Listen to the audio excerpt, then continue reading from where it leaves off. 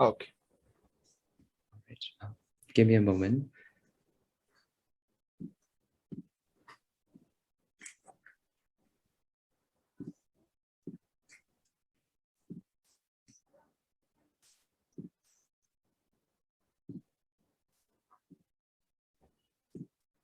Right. Are my slides visible? Yeah. Yes, yes. Yes. Right. Okay. Thank you, everyone. To all teachers and students of VVIT and MI. It is an honor to be the first to present out of everyone, and I cordially welcome everyone to today's cultural exchange element. Today, I'll be sharing more about my buddy, as well as my chosen state, which is Himachal Pradesh. So first, to start things off, this is my buddy. She is Pranaya.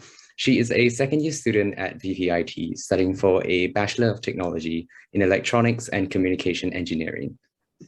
Here are a few things about Pranaya, which I found really interesting. First of all, she is a very cool and warm person. She is wonderful to talk to. She is the younger of two daughters, and she comes originally from Tamil Nadu, but her parents and her entire family moved to Andhra Pradesh after she was born. Secondly, she also has a very interesting hobby of crafting things out of recycled material.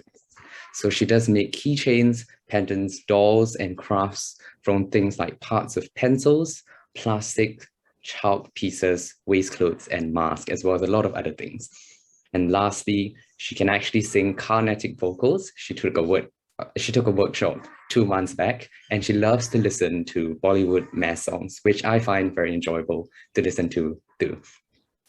Moving on is my state of choice, which is Himachal Pradesh. So Himachal Pradesh is Hindi for the province of the snow-laden mountains. Himachal Pradesh is a northern state situated in the western Himalayas, very far up north India. It is one of 13 mountain states and is characterized by an extreme landscape featuring several peaks and extensive river systems.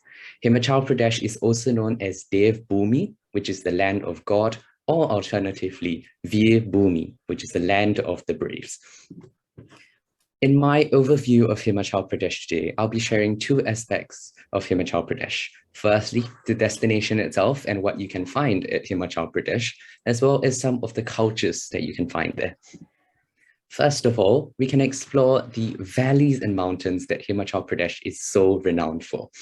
Himachal Pradesh's tourism is mainly based on people from all around the world wanting to visit the valleys and mountains there.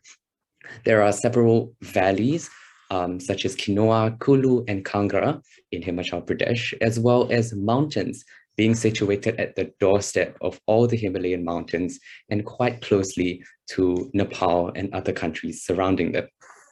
Himachal Pradesh has also some very wonderful rivers and lakes, including the Renuku Lake, as well as some of the rivers like the river Sutlej near Shimla, where a lot of tourists would go there to do activities like water rafting.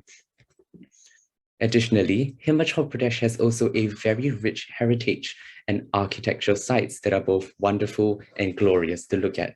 From ancient forts, colonial mansions, and a lot of temples, the architecture there is breathtaking, and there are a lot of wonderful buildings that visitors can visit when they visit the destination. Additionally, Himachal Pradesh also is the place of the Great Himalayan National Park, which is a UNESCO World Heritage Site. Again, it hosts a lot of different wildlife, such as high altitude Himalayan animals, such as the Himalayan brown bear, blue sheep, and the snow leopard. And a lot of people go there to visit these animals and the wildlife itself because it is so unique and cannot be found at many other places around India, as well as around the world. Moving on to different cultures, Himachal Pradesh has also a very rich culture and a lot of festivals to celebrate them, similar to the diverse cultures of the whole of India. Some of the more famous festivals include Minja Mela and Kulu Desra, and they have a lot of celebrations and dances such as Cham, Rakshasha, and Shabu.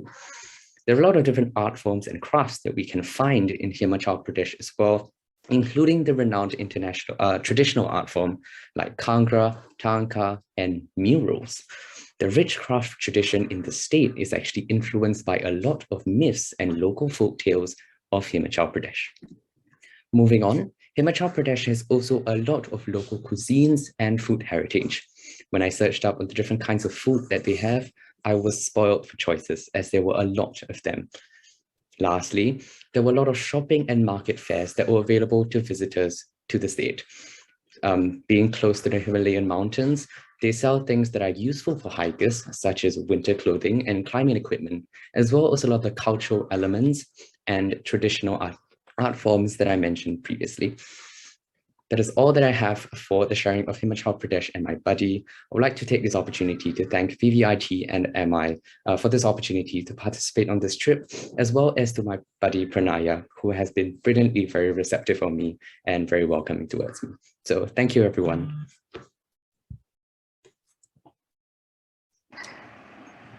That's a wonderful presentation, Brandon.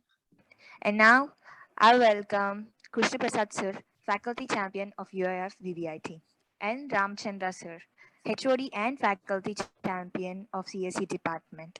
Welcome, sirs.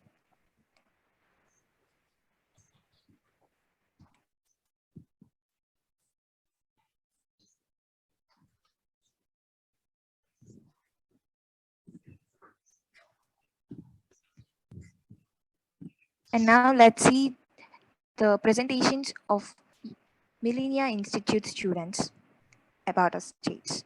You can carry on, students. Yes, Brandon, who's next? Lily will be next. Thank you. Okay. Brandon, make her post. Can you see my slides? Yeah. Yes. Yes, we can see Lily. Okay. So hi everybody, my name is Lily, and today I'll be sharing more about my body and the state I've chosen. So first, my body, her name is actually Tarani Buddha. So everybody when first saw her name might thought that she's Buddhism, but actually fun fact, she's actually Hinduism.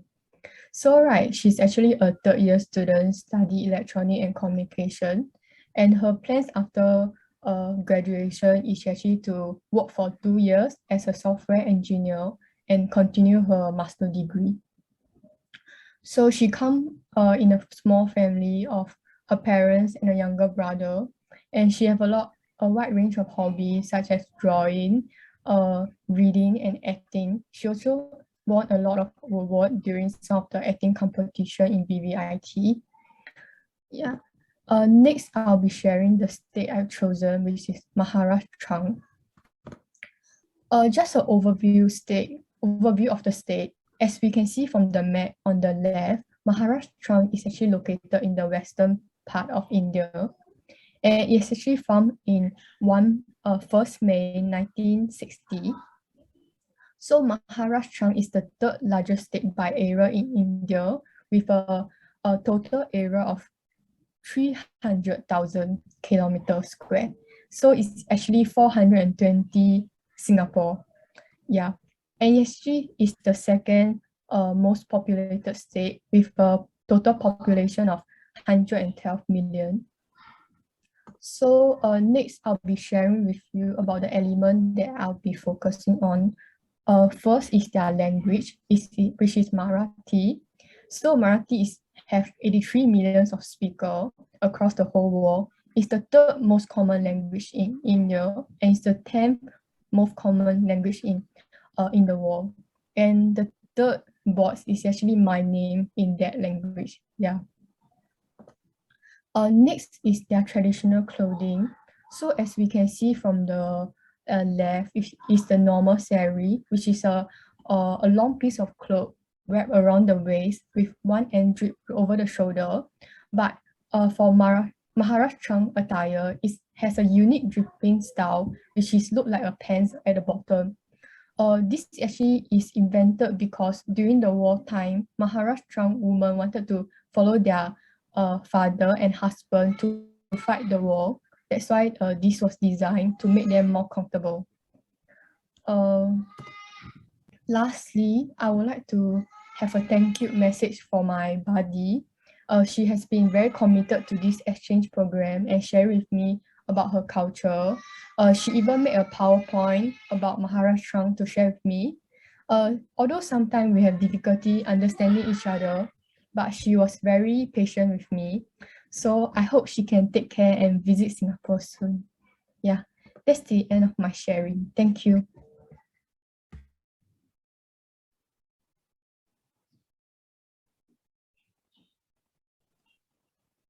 Okay, thank you, Lee. I believe I'm going up next. Okay, so give me a second as I share my screen. Okay, can I check? Can everybody see my screen? Yes, yes, Pinway. Okay, hello everybody. My name is Pinway, okay? So before I start, two things. I would like to thank everybody for coming today for this whole meeting. And secondly, I took very long to find my Chinese cultural outfit. It's kind of cool. Yeah, I wear this once a year, and I guess I used up my once a year opportunity for this meeting. So it's good. Okay, so welcome to my presentation. So number one, meet my partner. Her name is Kavya, okay? So here are some facts about her. Number one, she lives in this place. Anyway, if I pronounce some things wrongly, please pardon me, okay? I had trouble trying to rehearse this. But basically she lives in this place, Andhra Pradesh. Yes, she likes to eat biryani. I love to eat biryani too, you know. I love to eat mutton biryani and a lot of biryanis in Singapore. And I actually know her age, but I believe that a woman's age should be a secret. So I'm not going to share with all of you and ask her in your own time. And next, she doesn't like sports. She shared with me why, and because she has other interests in her school life. Okay. Yeah. So next, this is the place I'll be sharing about. It's pronounced, I hope I'm pronouncing it correctly, Chhattisgarh. Yeah, it's actually in a central region of India. Yeah. Okay, so here are some facts about it. Okay, it's the ninth largest state in India, and they won the title of the cleanest state in 2020. So shout out to anybody who lives there because you're keeping your country clean. Yeah. So number three, it was granted a statehood in 2000. Yeah, before I was born. So that's kind of cool. Yeah. Next, here are some photos of the place. They are basically the temple. Down in the middle is a festival, and I'll be sharing more about it later. This place is super, super interesting. And next, there are very nice natural sceneries like the waterfall over there. Yeah, Singapore doesn't really have waterfall unless like our drainage system like doesn't do well. Yeah. Okay, so next, the topic I'll be focusing on today will be festivals. Okay, so I did a lot of research. I was actually very interested. I was very excited to share all of you, but I can't actually share the whole thing because I only have 3 minutes. I don't know how much time I have left. So this is the name of the festival I'll be talking about. So this Buster okay, I'm so sorry, I cannot pronounce this place. But I mean this festival. But actually, this is a unique festival that's found in the state that I'm looking at. And here are some facts about it. Number one, this is actually one of the longest festivals in the whole world, lasting for 75 days. And the main purpose of this whole festival is to celebrate the goddess Dante Washri, which is a reverse deity in the existing tribes of this state. Yeah, actually, this place is a very well forested area, and there are actually many tribes in the state itself. Yeah, so I'll share with you some history about it, and whatever history I'm sharing here are only based on what I've read, and I mean it's not the full history, but this is what I could get. So number one, you see there's a king. Okay, there's a king called Amadio, and he wanted to conquer the lands. Okay, and what happened was that he actually found this goddess, and the goddess promised him to protect him as long as he doesn't look back. But he did look back because he realized that he couldn't hear the anklets anymore. Anklets are like this, like jewelries on the left on the leg. So like ding ding ding. So he realized he couldn't hear, and then he turned back. And then the goddess said, "Oh, I'm going to stop here." So in honor of her, what he did was he built um a temple for her, and then he basically chose her to be the goddess of his clan.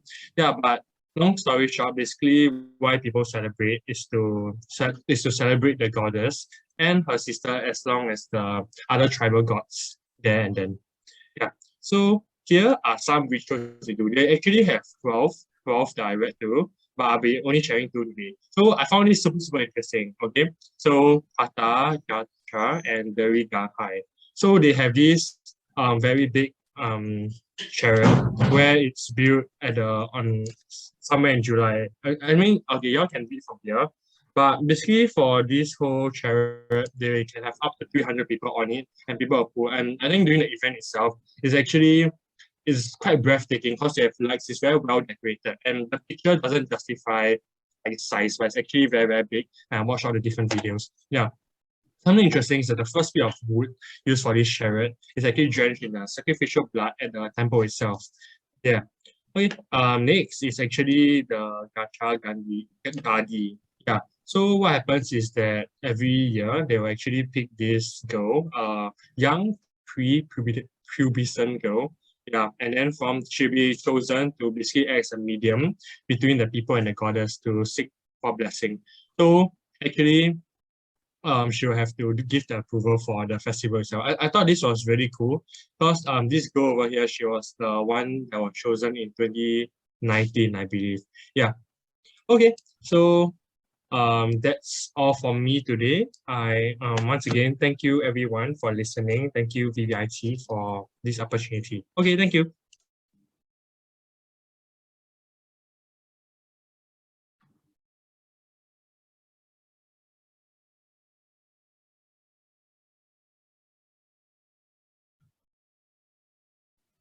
Hi, who's next? Cheryl. Hello, I'm next. Let me share my screen.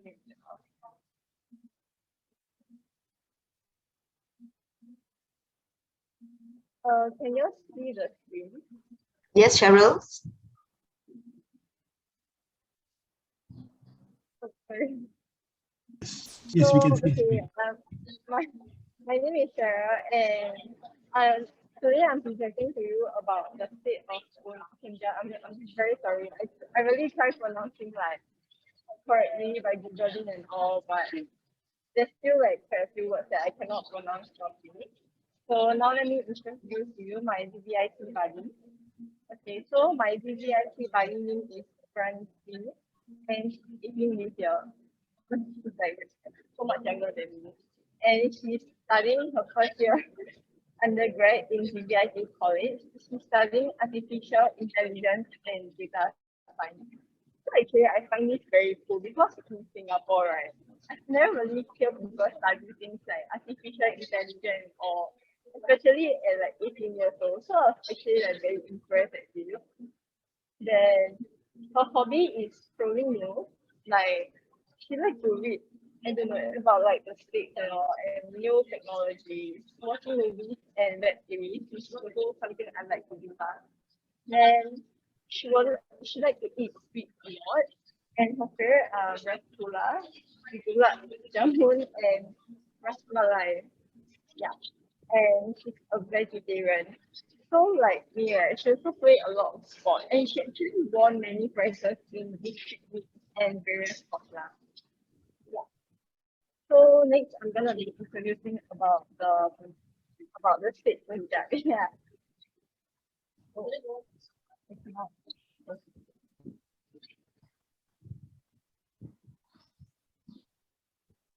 So I'm gonna be introducing about the food, the traditional costume, and the holy places. Yeah, but then first, right, I would like to talk about Punjab, which I did not include in the slide here because actually it's quite short. Like, it's the state bordering Pakistan at the heart of India's community, and one of the place people go there to visit is holy place, which I'll be introducing about later. It's a temple. Yeah. So this is the traditional clothing style famous in India. It's called Kalkari Dupatta, and it consists of folk embroidery of Punjab. This is widely worn by ladies at there. It's like one of like their daily wear. And this is also quite prevalent in Singapore as there's still many Indian ladies like wearing this as their daily wear here. And usually it's crafted in very vibrant colors. And it's like inspired by different elements, as you can see in the picture provided. Then these are some like daily foods, right, that you can find, like nasi, the kapara, and the roti. So these are daily food that they eat there.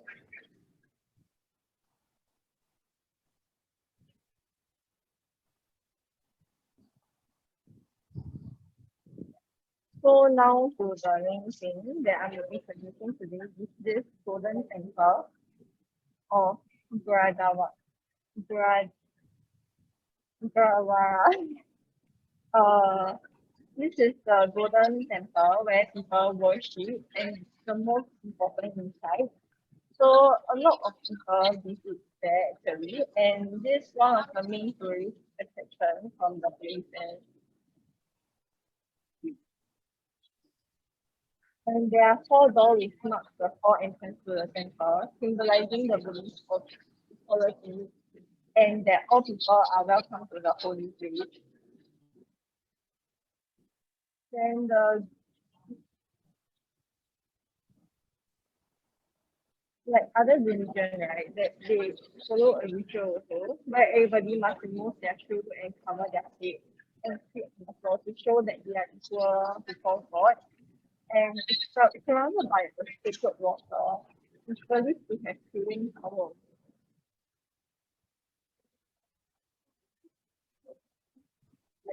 So actually, I'm done, but I would like to thank my VVIT buddy because she actually took a lot of time, right, provided for to like let me get to know her better and also to introduce all these places to me. So she actually took a lot of time and effort, and I would like to thank her for that. And thank you for the organizers and all for always explaining like all these videos for us to do up finish our task more efficiently. Yeah.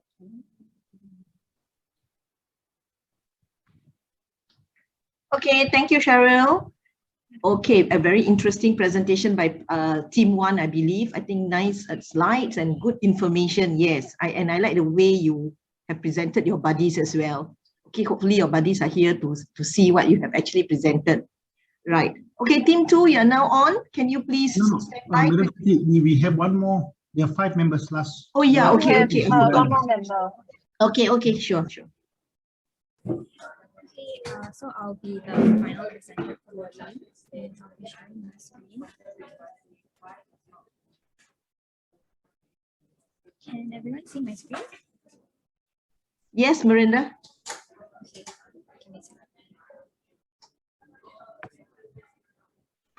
So hello everyone, I am Miranda and today I'll be presenting about my buddy as well as the state that I've chosen. Brenda, can you speak louder? Come nearer to the speaker. Is it better? Is it better like this or?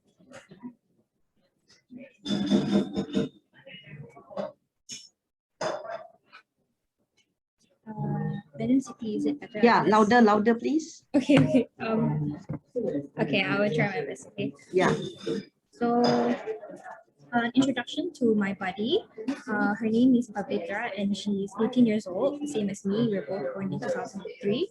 And she is currently studying in the Bachelor of Technology in the computer science. She has one sister and she enjoys watching thriller and cartoons. And she also has a sweet tooth, so she enjoys eating sweet and desserts. But the interesting thing is she doesn't actually speak the language that in the state that I'm presenting because she actually speaks Telugu and not Gujarati. Okay, so I'll take this time to kind of flaunt her artistic abilities. So these are some of the artworks that she has kindly sent to me.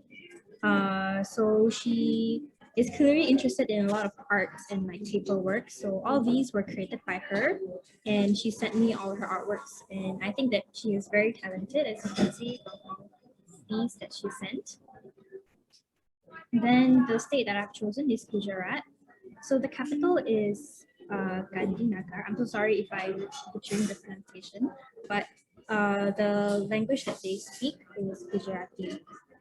And I've also included state symbols, which are the miracle, mango, and Asiatic lion. And I think it's quite interesting because like all the state symbols are all really colorful and has this like orange and yellowish theme. So yeah, so these are the state symbols. And the capital is in the picture at the top right. Then an interesting thing to know is that the sun sets the last in Ahmedabad. So I think this is because of their geographical location, and I came to know about this also because of my buddy Pavitra, who actually shared about this. So I think seeing how large the country is, it's nice to kind of find out the timings and which cities kind of have their like, sunset and sunrises first. So for in Gujarat, the sun sets last. And then I'll be sharing about the famous foods. So I chose this because it's actually something that my buddy and I have in common, which is we both enjoy sweets and desserts. So the ones that she told me about is about this, basundi, which is a popular sweet that is enjoyed especially during special occasions. So I think the main ingredient would be milk and sugar, but I wouldn't want to go deep into the recipe because I'm sure that everyone makes their dishes differently. But some ingredients would be like nuts, saffron, and cardamom powder for some. But I also do not speak for everyone because I'm sure everyone has their own ways of making this special dish. And then finally, I'll be sharing a bit about the dance form, which is Garba. The word is originated from the Sanskrit word Garba, meaning womb.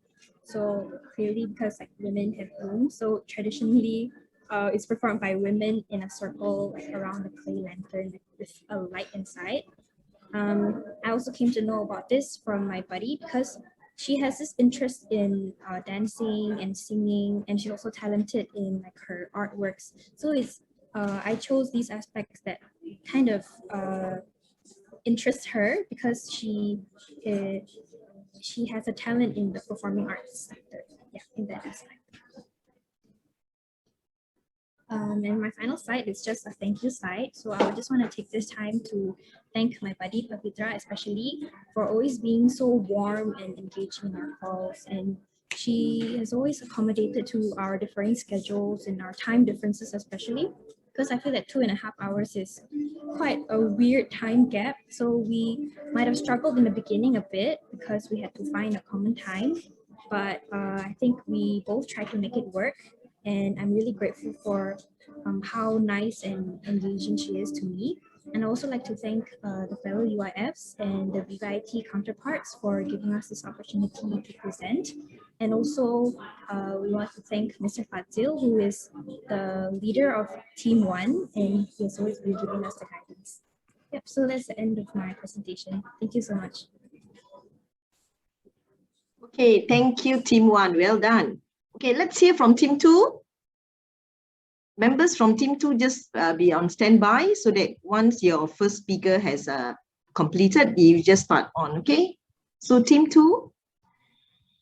Hi, I'm the first speaker. Just give me a sec to share my screen. Yeah, hi. My name is Angelina. I buddied with Priyanka from VVIT for this. I chose Jammu and Kashmir, so I'm gonna walk you through like the art form, especially Rangoli for Jammu and Kashmir.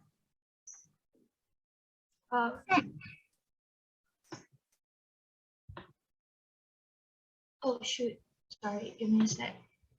Right, so yeah, this is what I'm gonna go through.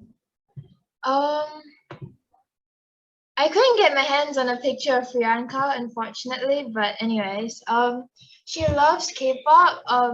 Her favorite group is BTS. She stands V, which is oddly coincidental because same. Her favorite food is samba, which is like an Indian vegetarian curry. She loves dancing and reading.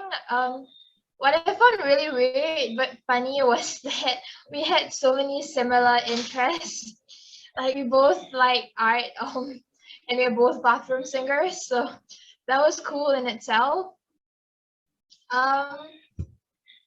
Yeah, this she said this and it really struck me because it was so oddly poetic for math. All right, so I'm gonna walk you through like Jammu and Kashmir. Its capital is Srinagar. Something really cool about Srinagar probably is the fact that you can see like the valley of Kashmir from it, which is it's basically an ancient lake basin which is really deep. Their traditional costume is Put and Farran. I'm not sure if I pronounced that right. I'm sorry. Um, I chose to go to Jammu and Kashmir's Rangoli. Rangoli is like an art form that traditionally the women and the children do occasionally every day or for special occasions. It's used to like welcome good luck and fortune. So like when I was searching up Rangoli, this name kept cropping up. It's Shiv Kori, which is like a cave in Kashmir. It's supposedly like somewhere where Lord Shiva resided. It has like a naturally formed 4-foot lingam. The lingam is symbolic because it also has milky water running down it, apparently, and it's like supposed to symbolize the eternity of the river Ganga. There's like two really interesting legends behind this cave because it's said to be home to like the invisible form of Lord Shiva. Another legend behind it is that like there was like this devotee of Shiva's whose name is Bashmasur. He he prayed for the ability to kill someone by touching the head, and he received it and then went on like a rampage. So Shiva, alongside two other like gods, hid in this cave from him because like the demon was his devotee. I guess he was torn into two sides. Um yeah, I guess another thing I wanted to mention about Jammu and Kashmir is that the first time I went through it, I was really puzzled by the name. So I was searching up like legends behind it. And I found like two really cool legends. So like one mentioned that originally it was a lake and like there's beings called the Nagas, which are like half god, half human. I guess you could call them half-bloods. But anyway, they were supposed like they wanted to like coexist with the humans. Um, and because like at that point of time it wasn't ideal for human existence, they asked like a great sage to drain it for them and made it like suitable for coexistence. Another myth is that like there was this Raja who saw like a lion and a sheep drinking from the same watering hole in this location, and he decided that that symbolized peace and tranquility. So yeah, he built Jammu and Kashmir. Yep. I guess I wanted to say thank you, Priyanka. I realized our schedules coincided a lot. It was really hard to like call at the same time, but thank you for like making it work.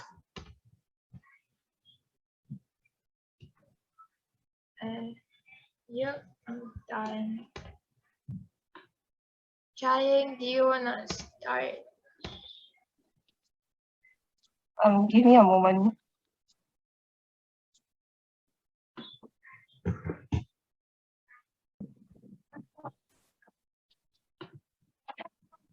Angelina, you have Yes, to stop I'm still very screen fast. sharing. Wait, let me stop. Oops. Okay.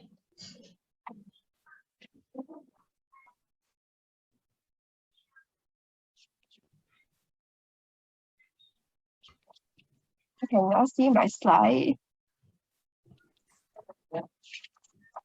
Not yet, Chair. Okay. Yeah.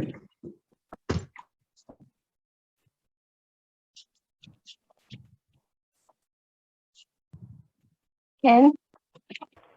Okay. Okay, hi everyone. I'm Jiaying, and my today I'll be sharing more about the stay that I've chosen as well as the cultural element. So my buddy's name is called Teju, and she's from Andhra Pradesh. She's currently studying computer science and engineering now. She's also a K-pop beginner who likes to watch K-dramas and C-dramas, and both of us love Doraemon as well. So the one on the left is her friend. Yeah. So I'm going to cover Karnataka and its festival, which is Hampi Festival. Karnataka is a state of beauty, glory, history, and festivals. So Hampi Festival is an exclusive festivity of Karnataka, which is observed as the birthday of Karnataka's revered poet, who is called Purandara Dasa. It is called Happy Festival as Purandara Dasa resided in the Happy Town, and this celebration draws people from around the world to witness the cultural glory of Karnataka. And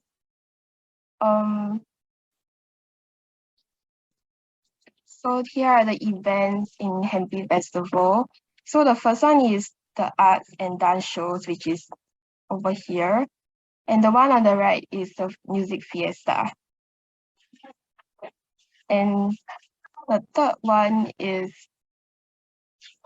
the fireworks during the festival, and the last one will be the puppet shows.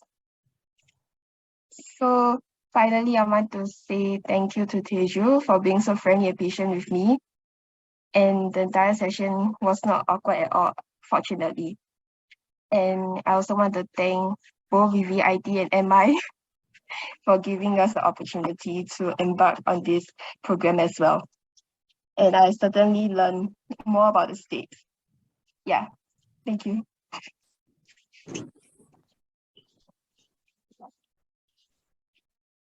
Thank you, Chaying. And I could see Teju smiling all the way during your presentation. Hi, I'm Sharanya, and I'm going to be presenting next. Just give me a moment to share screen.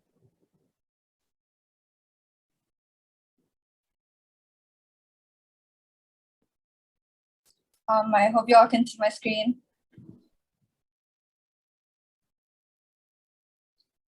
Yes, Sharanya. Okay. So hi, I'm Sharanya, and my buddy was Vihari. So I'm just gonna start off talking a bit about him. So about Vihari, we actually had a lot of common interests. He loves Marvel and dislikes DC just like me. So that was an immediate start of our friendship. He really wants to travel once he finishes BTech, which he's currently studying. He's in his second year and he's doing electrical engineering.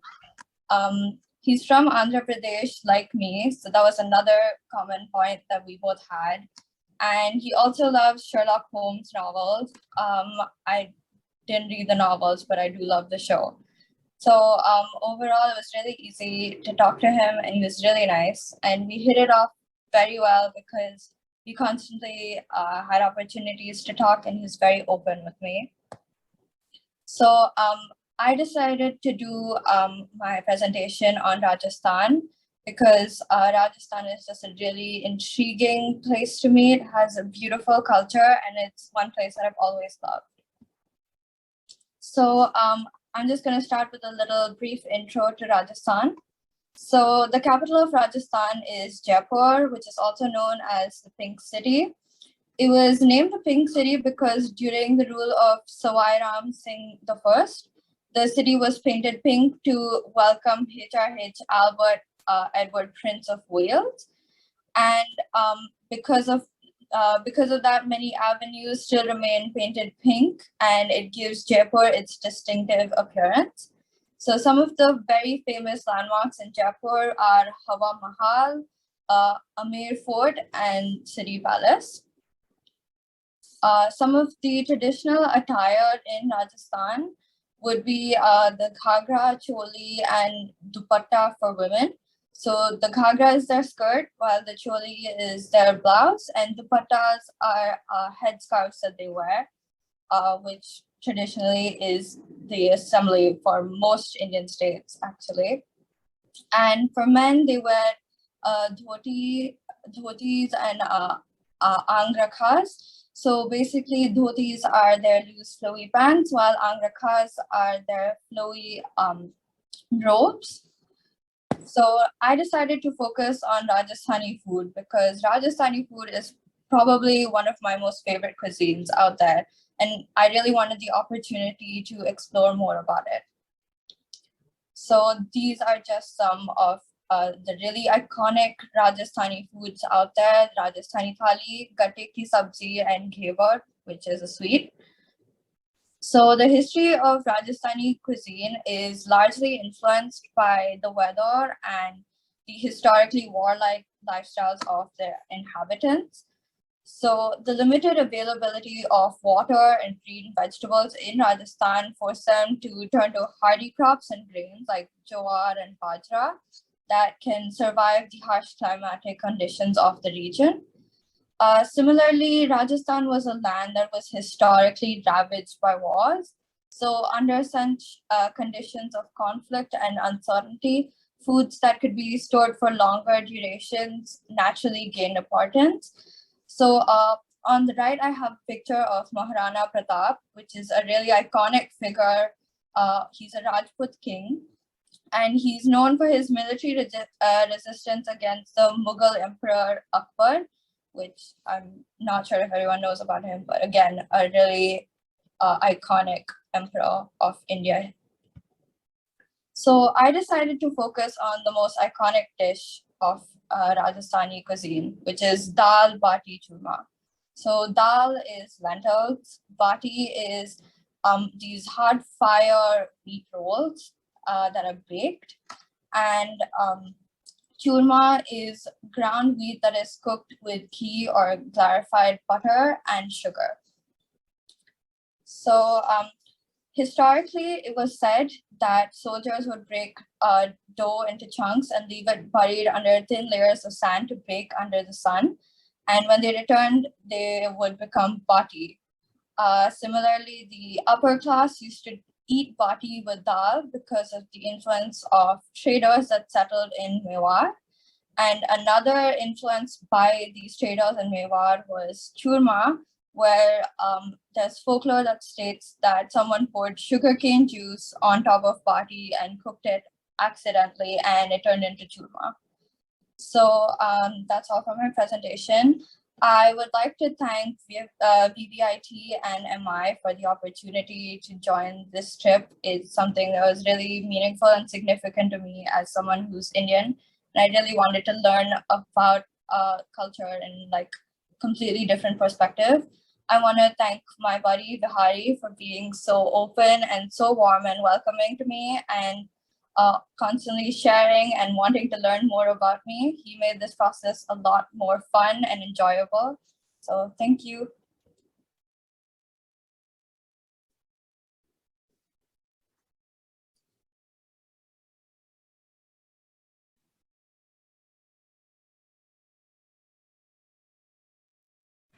Hello, can you guys hear me? Hello?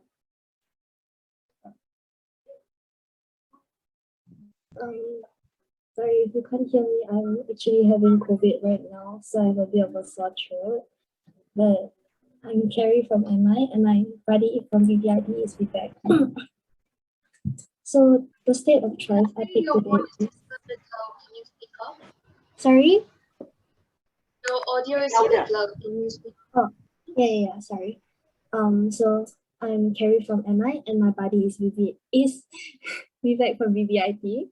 And the state of choice today is Kerala, which is also known as God's own country. So my buddy is Vivek. He loves Indian movies and Indian actor Palaya. He also loves music such as Dua Lipa and Katy Perry. He also speaks Telugu and he loves dancing a lot. So the cultural element that I'd like to focus on today would be famous food. So like before I would like to delve into the specific famous food, I'd like to delve into the importance of food in Kerala. So Kerala is also known as the land of spices, which is a melting pot of culture and food. And they also traded spices with ancient civilizations from about 3000 BCE. So some common food and spices used in Kerala cuisine will be commonly seafood based, but they offer many vegetarian dishes too. And they're commonly accompanied by rice. And some of the spices used to be curry leaves and mustard seeds. So the specific famous dish I'd like to focus on today is the matangka eriseri. And some of the ingredients are pumpkin, coconut, chili, curry leaves, and turmeric powder. And it's cooked during weddings or festivals, usually served on banana leaves. It is also a traditional Kerala Onam Sadhya dish. Onam Sadhya being the traditional meal prepared on auspicious hunting festival Onam. So it tastes very sweet and creamy, and it's also a very mild and smooth curry. Yeah. So my final slide will be a thank you to Vivek for being really nice and friendly. He and me also connected quite a lot on our music days, which is not very common. So it was really fun to talk to him and really just understand more about the different musics, and also like how our languages also affect our dialects and how we speak. And it is also quite fun because he also sent me some Indian movies to watch, which is very, very interesting. And also thank you to VVIT and MI for offering me this chance to learn more about India, which is really cool. Yeah, thank you.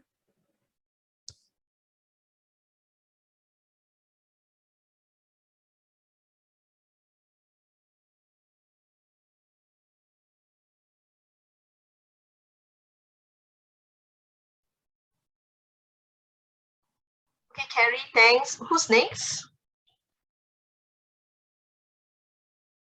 I'm the last member of our group. Oh, Carrie, you're the last one, is it? Okay, Yeah. right. Thank you. So team 3, Tintin, are you ready? Yep, I am. All yours now.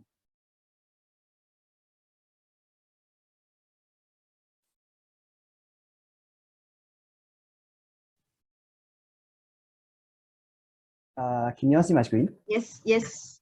Yeah, okay. So hello everyone. My name is Sing Chen, and I'm honored to be given the opportunity to partake in this year's MI VVIT Cultural Exchange. To start things off, I would like to give a quick introduction to my cultural exchange buddy, Ganesh. Ganesh is born and raised in Andhra Pradesh, and he is currently in his first year studying for the bachelor's degree of Computer Science and Engineering. For his hobbies, Ganesh has a very interesting hobby of watching movies, which is very similar to mine, and we had a very enjoyable time discussing and talking about both domestic and international movies.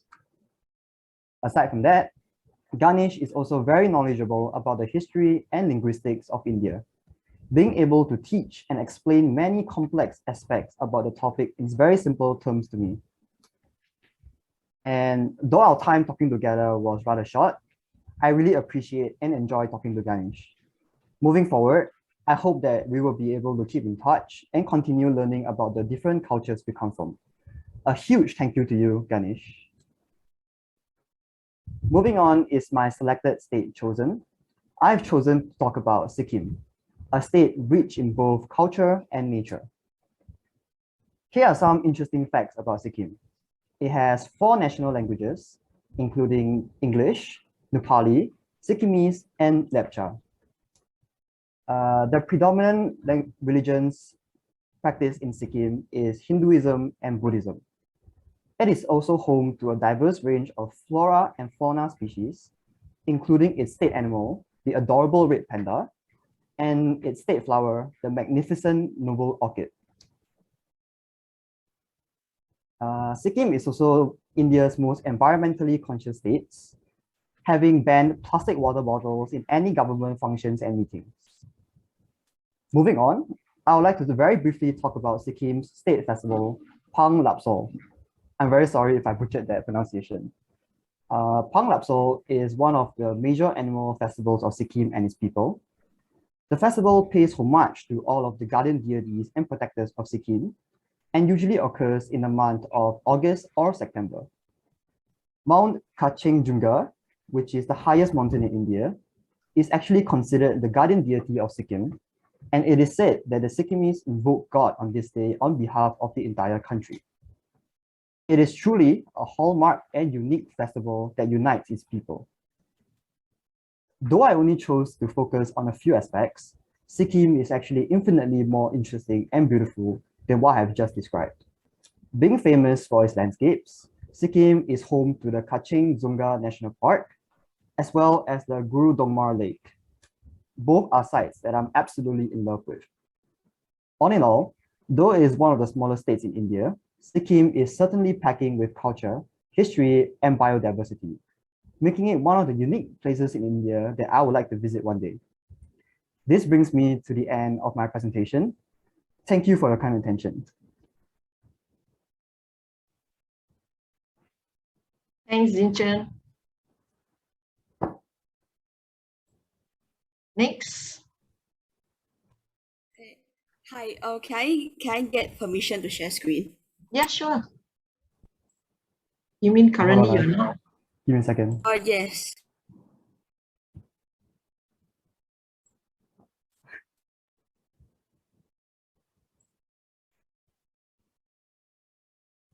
How do I stop sharing?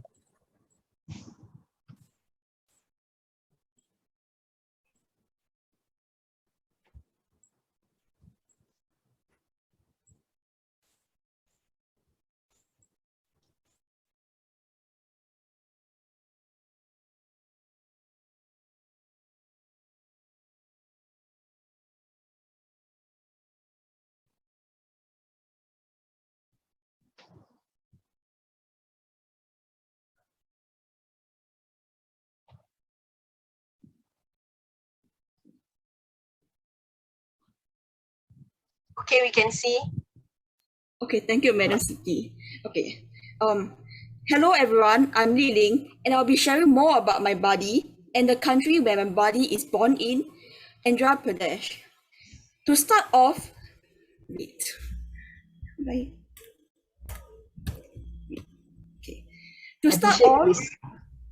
I'd like to introduce more about my buddy, Abshare. He is in BTech first year Electronic and Communication Technology, which I found it interesting combination as a subject. He loves watching and playing cricket and football and is generally an active person. And also he loves sci-fi movies like Interstellar, which is something I found very interesting about him, and I would like to learn more about him as well. He is from Andhra Pradesh, which is my state of choice. Let's take a look at a short introduction video about Andhra Pradesh. Hello viewers, welcome to my YouTube channel Unibook Creations. Let us discuss about Andhra Pradesh state. In India, the colored region is where Andhra Pradesh is located. Andhra Pradesh has 13 districts: Chittoor, Anantapur, Kadapa, Nellore, Kurnool, Prakasham, Guntur, Krishna, West Godavari, East Godavari, Visakhapatnam, Vijayanagaram, Srikakulam.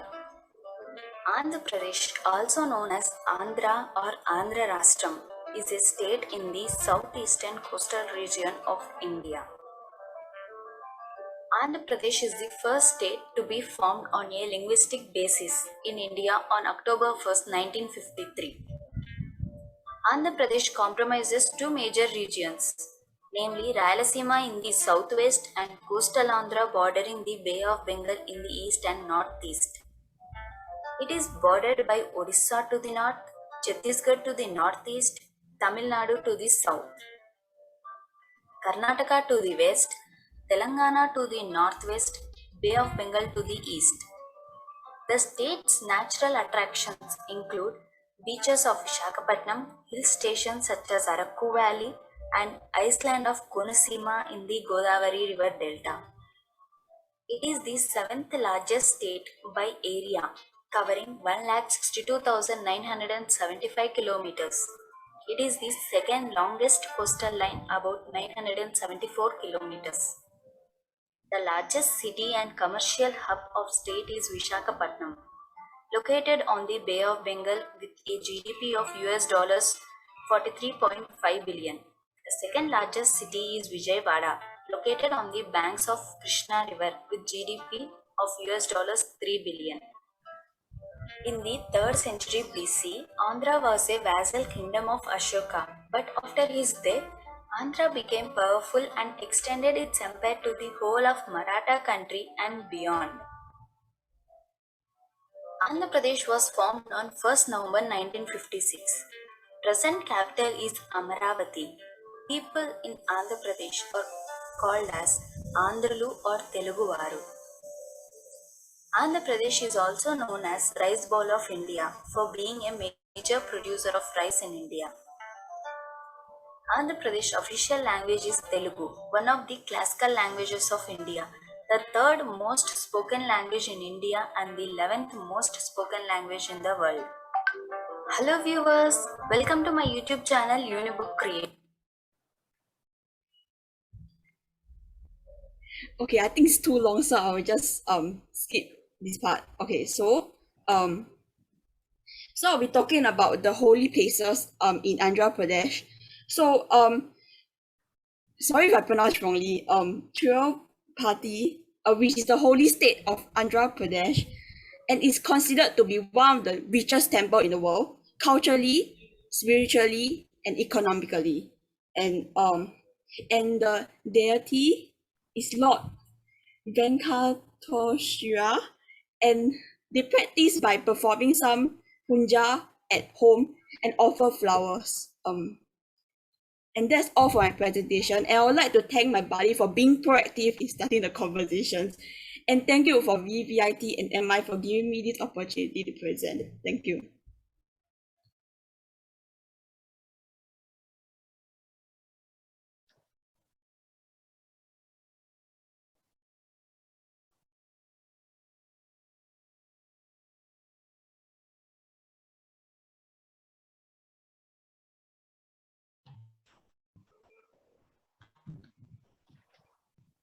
Okay, hello everyone. Thank you, Li Ling, for sharing more about Andhra Pradesh. So I'm Jill, and I'll be sharing with you more about my state, which I'll tell you later. Yes, okay. So before that, I would like to share more about my buddy. His name is Vikram, and his module is a software engineering, like probability and statistic, operating system, computer organization, data mining, and data warehousing. His hobby are like reading books, which is like genres such as like fantasy and self-help books, which I find is really interesting, and like watching movies and listening to pop songs, especially from Ariana Grande. So from my conversation with Vikram, I can tell he is a very hardworking individual and is very driven in life. Yes. So I'll be sharing the overview of the state that I choose, famous food, traditional clothes, and lastly, conclusion. So yes, the state that I've chosen is Odisha. So what is Odisha about and what is so unique about Odisha? Let's watch a video to find out more about Odisha.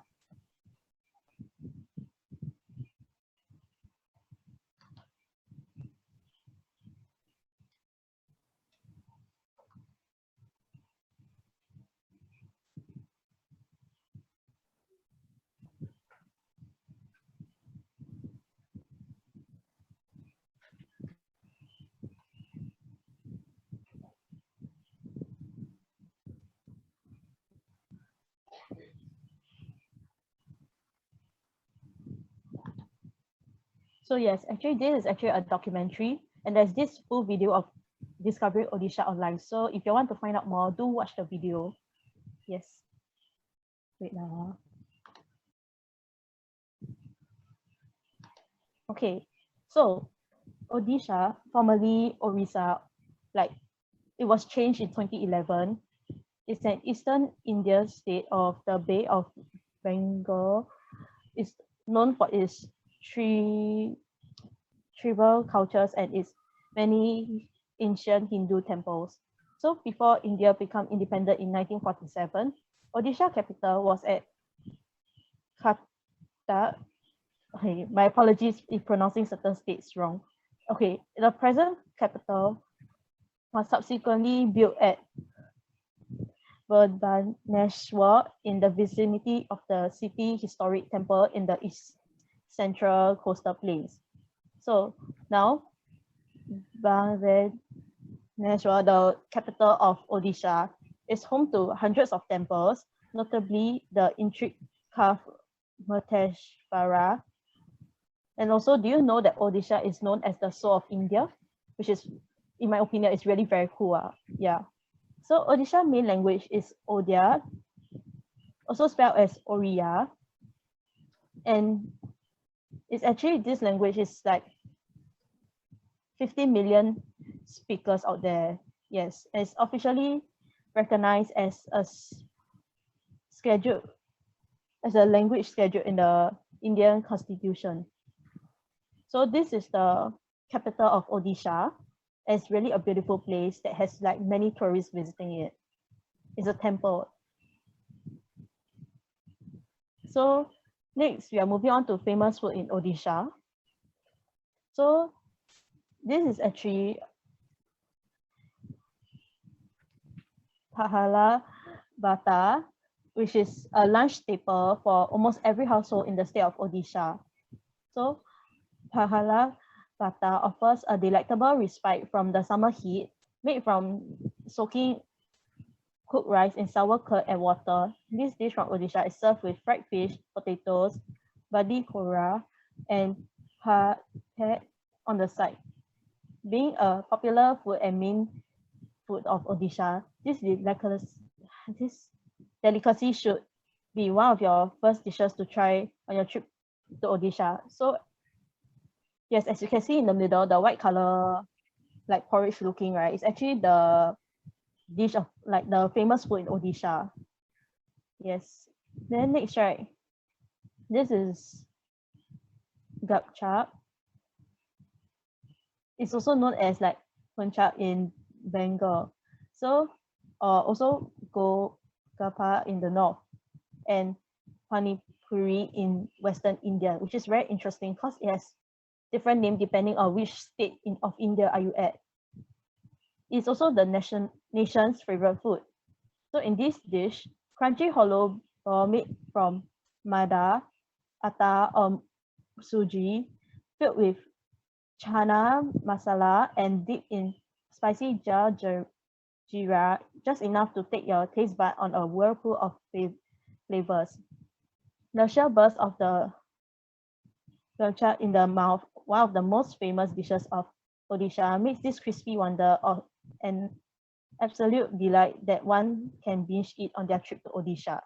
So interestingly, like before this, like finding out more about famous food in Odisha, I actually did see this like food before in the documentary, which I find is like pretty interesting and looks very nice. Yep. Then next, moving on, we are covering traditional clothes. So this is the woman traditional wear. So in Odisha, women wear different types of sari, which makes for glowing the beauty of women. Odisha is famous for Kataki sari or Kataki sari and Sambapuri sari. So Kataki is a traditional Bengal or ikat sari produced from Odisha, worn by women during wedding, and special type of which is worn by Janana. The clothes contain texts of Gita Govinda, which is actually a Hindu poet, on them, which is very cool. While the Sambapuri sari is a traditional hand-woven ikat or sari wherein the wrap and the weft are tie-dye before weaving. Next, we'll move on to the men traditional wear. So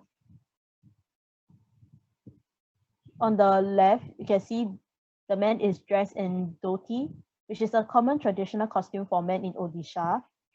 They also wear kurta, which is the middle, and gamucha on the right during festivals and other traditional celebrations.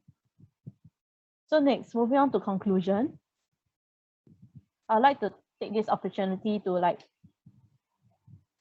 thank my buddy Vikram, as he is a very outgoing, friendly, and wonderful person. And this presentation and cultural exchange will not be have been possible without him.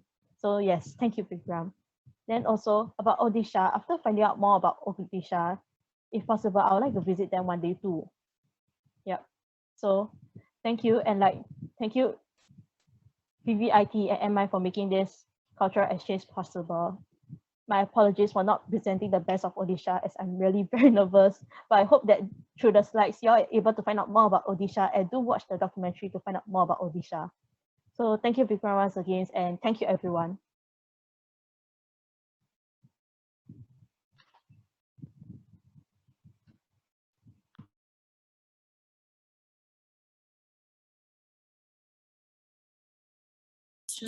So I'm going to be the next person to present. So let me share my screen.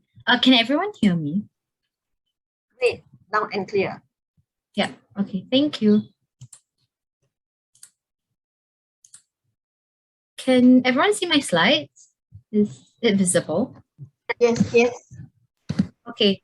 Hi, everyone. Good evening, everyone. And my name is Sarah, and I'll be presenting the culture exchange that I have in mind today. So just to go through a bit of the contents that we have for today. So I'll be introducing my buddy first, before we go on to know a little bit more about the state I've chosen, and then 2 to 3 aspects about the area, and actually some like personal anecdotes about the state. So firstly, I'll introduce my buddy. So my buddy's name is Shivanand, and I've had the opportunity to have some really good conversations with him. And through my conversations, I actually found like a lot of similarities between me and him. So actually, both of us really enjoy watching movies together. And I think some of his favorite movies that he likes to watch is actually Marvel content and sci-fi and those kind of like genres of movies, which I also enjoy as well. Actually, after studying, he aims to become a software engineer in the future, and some of his ways to distress is to have conversations with his best friends, which is frankly also something I like to do as well. And his spare time, he likes watching food recipe videos. So Shivanand has been really, really polite and really nice throughout our entire interaction, and he's shared like a lot of his experiences and like his school life and things like that. So I was glad that I was able to share some things about Singapore as well. So thanks, Shivanand, for really helping me out throughout this entire culture exchange. I really appreciate and all our conversations, and I just hope that like even in the future we'll continue to keep in contact.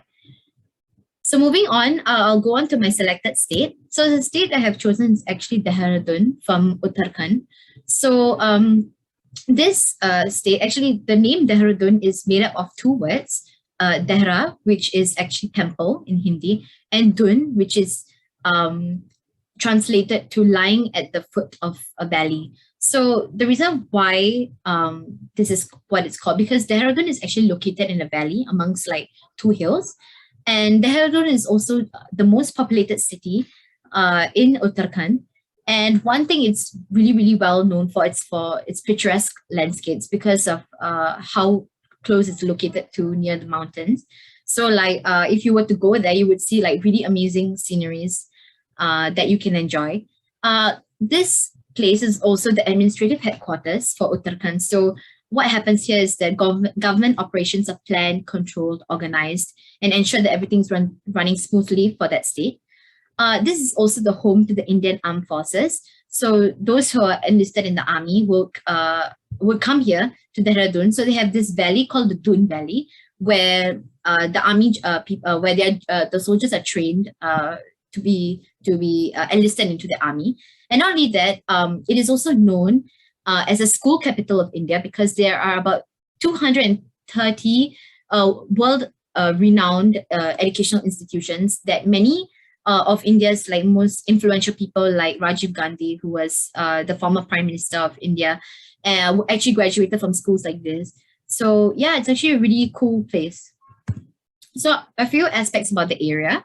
So regarding the famous food that is found in Dehradun, actually the street food is actually something that is a very pertinent culture there. So for example, you have things like momos, which actually resembles like dumplings that we have here in Singapore, but it's like a different way of cooking it, I guess.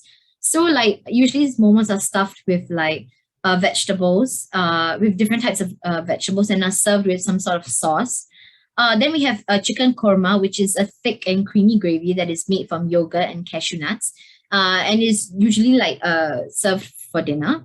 And we also have the bread pakora, and if you see in the background, there's 2 cups of hot tea. So like this is a very typical snack that usually Indians have in Dehradun for tea time. So just a little bit more context. Actually, Dehradun is quite a hilly area. It's located near the mountainous like regions. It's actually a hill station. So that area is actually quite cold and windy. So during the winter seasons especially, Indians love to come together during tea time to have hot tea with these kind of hot and savory snacks so that it's actually a comfort food for them. Next, we'll also talk about the traditional clothing style. So if you can see here on the left, it's this is for women, and for the right is for male. For the women, they would usually wear saris, as every Indian woman does, but instead they opt for long sleeved blouses instead of short sleeve because of the cold weather there, as well as they'll wear an extra jacket on top and headscarves to protect themselves from the cold and from the sun. So this is a typical wear of an Indian woman who lives in Dehradun. For the men on the other side, this is actually a picture taken during a festival. So the men here you can see are also where the material that is usually made for these clothes are actually cotton for comfort and to ensure that like people feel still can move around comfortably. So they wear long sleeved tops and cotton pants along with jackets as well, or a vest to protect themselves, and head caps to protect their heads as well. So actually, the reason why I chose Dehradun, actually initially I wanted to choose Hyderabad because that's the place where I was born before I moved here to Singapore when I was 3 months old. But then someone else took Hyderabad. So I decided to talk about Dehradun because my dad, actually before migrating to Singapore, he visited Dehradun quite a few times for his work before he came over to Singapore. So he shared some of his personal experiences with me of how it was like in Dehradun. So I'm just going to go to that. So in the first picture here, my dad actually visited this place called Mussoorie, which is quite near Dehradun as well. And he told me about how he would go there with his office colleagues or his friends in the morning to see the sunrise at the top of the mountainous region. So if you go to like viewing galleries or hotels, they generally have like this platforms where you can stand and appreciate the sunrise. So my dad would usually do that on a few mornings before going to work or on the days that he was off. And my dad also regularly, I think it's a common thing for like Indians everywhere, but like tea is a very, very common drink in India. And in Dehradun, because it's so cold and chilly, my dad would always consume like 2 to 3 cups of like tea throughout the day to keep himself warm. And you actually have like tea vendors like this, serving tea fresh from the pot. So you always get piping hot tea no matter what time of the day it is. And even though I didn't manage to visit Dehradun, I have visited Hyderabad many times, and I've had the opportunity to try like the tea that's actually really, really good. So like if you guys ever go like to Hyderabad or any part of India, you should try the tea that they serve there. My dad also, actually the women there are quite empowered in Dehradun, which is very nice to see. So the homemakers generally hand sew like woolen clothes by hand. So for example, this jacket that you see here is called the Pahari jacket. So the homemakers of in Dehradun, the women would spend time stitching these clothes by hand and selling them at the markets. So what my dad would do is that before traveling back home to Hyderabad, he would buy like a bunch of these like jackets, and he would just bring home and like distribute it among his family members. And my paternal side of the family really love these jackets because they're very comfortable and they're very warm. And because Hyderabad experiences winter as well, so like these are some of the apparel that they will wear during winter seasons. Dehradun is also really known for their walnut plantations. So they have very fresh walnuts that are harvested on a frequent basis. So if you see the picture here, there is this man who's like sitting on the tree and using a long rod to pluck out the walnut fruits. So every day, like some of the women as well who are employed in these plantations, and some of the men would painstakingly peel each walnut fruit by hand to reveal the walnut nut inside the nut itself. And what they would do is they would sell in the market. So actually Dehradun is very influenced by Tibetan culture as well. So like the markets are very Tibetan based. So in those Tibetan markets, you will see walnuts being like sold in like huge packets. And my dad, before going back home to Hyderabad, he would always buy like a few kgs of like kilograms of like these walnuts to make walnut pie or to have it as a snack back home in Hyderabad. So yeah, my dad really enjoyed his time in Dehradun, and it's been quite a while since either of us have ever went to that since he went back to that place. But I think maybe in the future I'm hoping that I'll get the chance to visit this place because it's actually a really nice location, and yeah, it's a really nice change of pace from like our typical urban life here in Singapore. Yeah, so thank you. I hope you guys enjoyed today's sharing, and also thank you to VVIT for their time and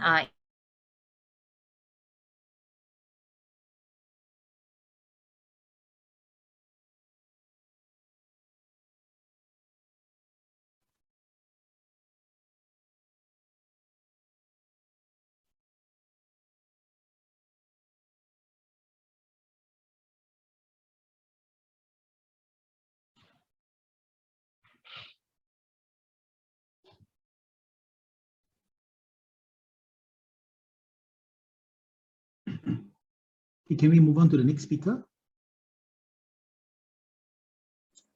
Hi, I'm the next speaker.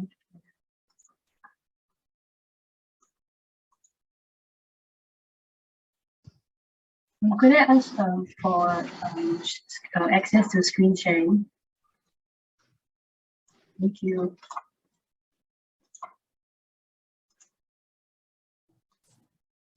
Okay, we can see.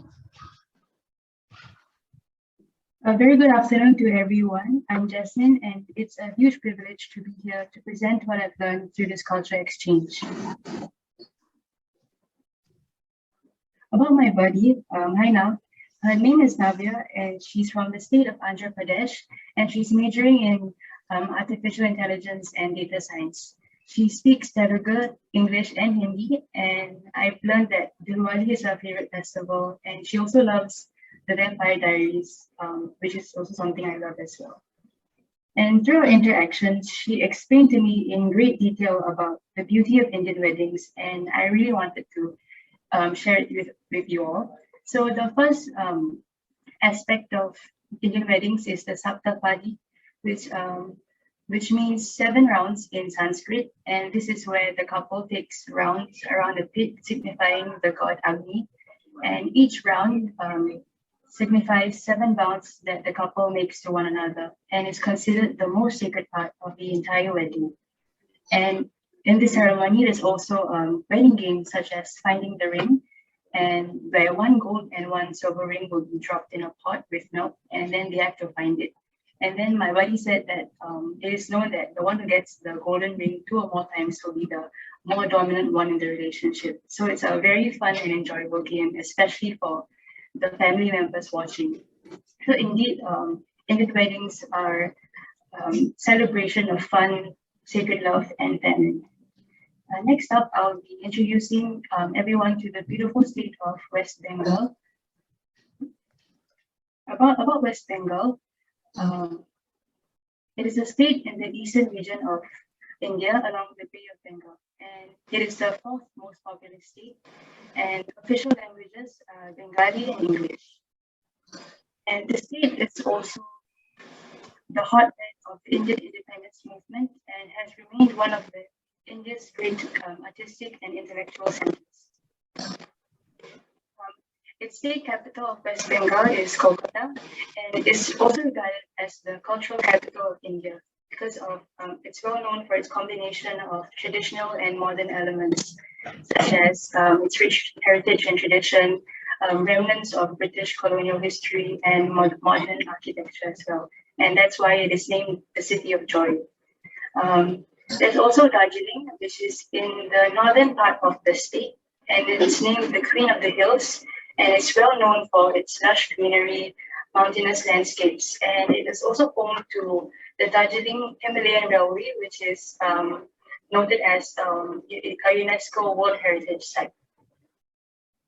Focusing more on West Bengal's mouth-watering cuisine, I've learned that fish, rice, and sweets are an integral part of its cuisine. And focusing on savory dishes, rice and fish are actually traditional favorite foods. And there's a local saying, Mache Bate Bengali, which translates as fish and rice make a Bengali. And Mostly the dishes focus around a type of fish called the hilsa, and there are many different recipes that one can make, such as the shoshe ilish or the Bengali hilsa fish curry, which are well known to be comfort foods. Also, I realized that West Bengal is also considered to be the sweetest part of India, and sweets occupy an important place in the diet of Bengalis and at their social ceremonies. And distinctive sweetmeats are made from milk products such as the roshogolas and the sandesh. Roshogolas are made from ball-shaped dumplings of chena and Indian cottage cheese and semolina dough and cooked in light sugar syrup. And then in sandesh, consists of fresh paneer, sugar and flavoring such as cardamom and saffron. And they are typically garnished with pistachios, crushed pineapple, or almonds. To conclude my presentation, I'd like to take the opportunity to thank Navya for being very welcoming and caring to me throughout our interactions. And I'm very grateful that I had the opportunity to know you and learn more about India through your eyes. And I'd also like to mention that this culture exchange has truly deepened my appreciation of the diversity of Indian culture and heritage even more. And as such, I'm very humbled to have been part of this unique experience, and thank you and God bless.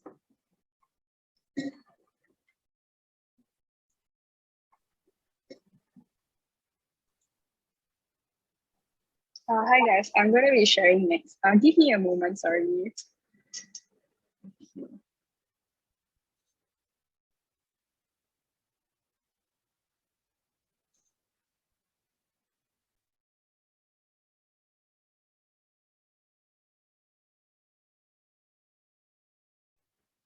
Sorry, can the next person proceed? But I have some technical glitch. I'll be fixing it later. I'll be going on after the next person.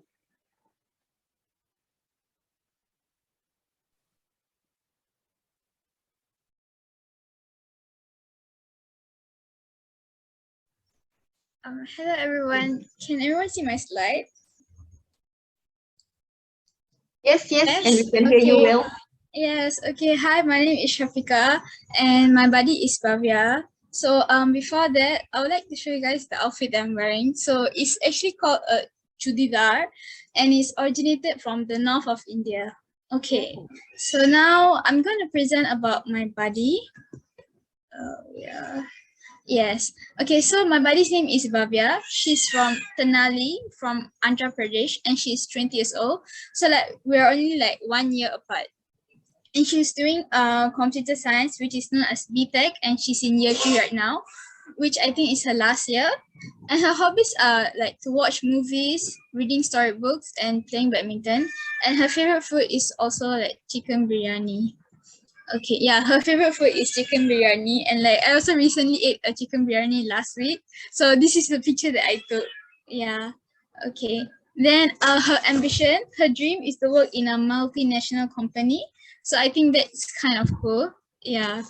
Okay. So the reason why I chose Tamil Nadu is because my parents are from there. So yeah. So Tamil Nadu is a state in southern India. Its capital and largest city is Chennai. And it's home of the Tamil people who speaks the Tamil language, one of the longest surviving classical languages in the world. And one interesting fact is that most Indians in Singapore are from Tamil Nadu. So like most Indians here speak Tamil. Yes. Okay. And then after that, does anyone here knows like how many districts are there in Tamil Nadu? Anyone wants to guess? Okay, so Tamil Nadu has 38 districts, which is like quite a lot. So yeah, very impressive. Okay, so the topic that I chose is famous foods in India because I'm very interested in food. So yeah, why not? Yes. Okay, so the first one is thosai. So I'm sure like the people from Singapore also knows about this food, thosai. So this is usually eaten at breakfast with sambar, curry, and chutney. Yes. And after that, okay, so one of the famous food from sambar is a lentil-based stew, which has been prepared with tomatoes or tamarind, and it's based for building flavors. So basically, this sambar is like a soup, but with also like vegetables and stuff like that, and it's made with like Indian masala.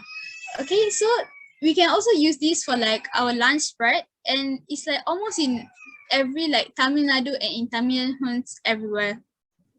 So the vegetables they use are like carrots, drumsticks, and okra. Okay, then the next famous thing that Indians like to eat in Tamil Nadu is filter coffee. So filter coffee is just coffee with like the powder from like the places over there. So a meal in South India is not complete unless you enjoy a cup of filter coffee. So like every time you go to a house in India, in Tamil Nadu, they will usually offer you filter coffee before or after your meal. Yeah. Yes, and I want to show you guys like one of my favorite places in Tamil Nadu, and this is the Marina Beach in Chennai, one of the biggest beach that I've ever been to. So it's quite interesting lah. Okay, so I would like to thank my buddy for like teaching me about a lot of stuff and like being very friendly. Yes, thank you.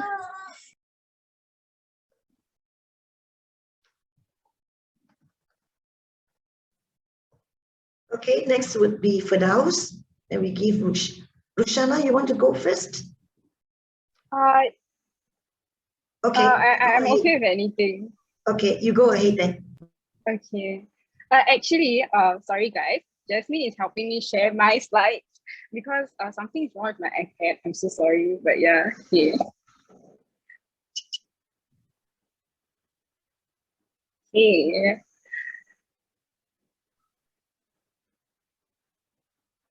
Hey guys, okay, so I'll be starting off with the presentation. So yeah, Jasmine, next slide, thank you. Okay, so I'm Rukshana, and today I'm going to be presenting to you about Telangana. Jasmine, next slide, please. Thank you. Okay, so yeah, Telangana. Okay, next slide. Okay, so first we'll be looking at a holy place that I have chosen to present on. And yeah. So it's called the Thousand Pillar Temple in Warangal.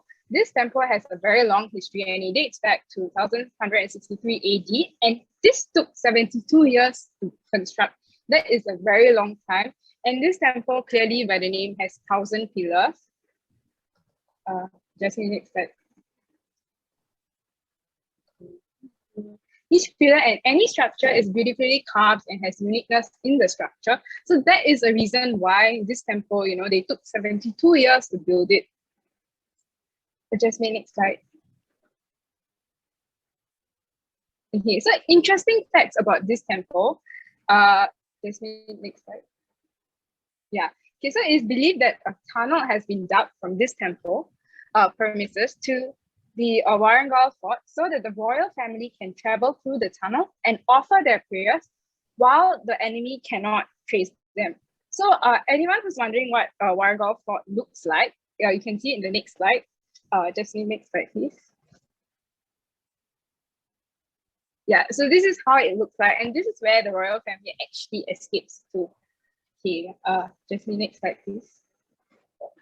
Okay, so this, I'm going to be presenting to you about my famous food that I have researched on.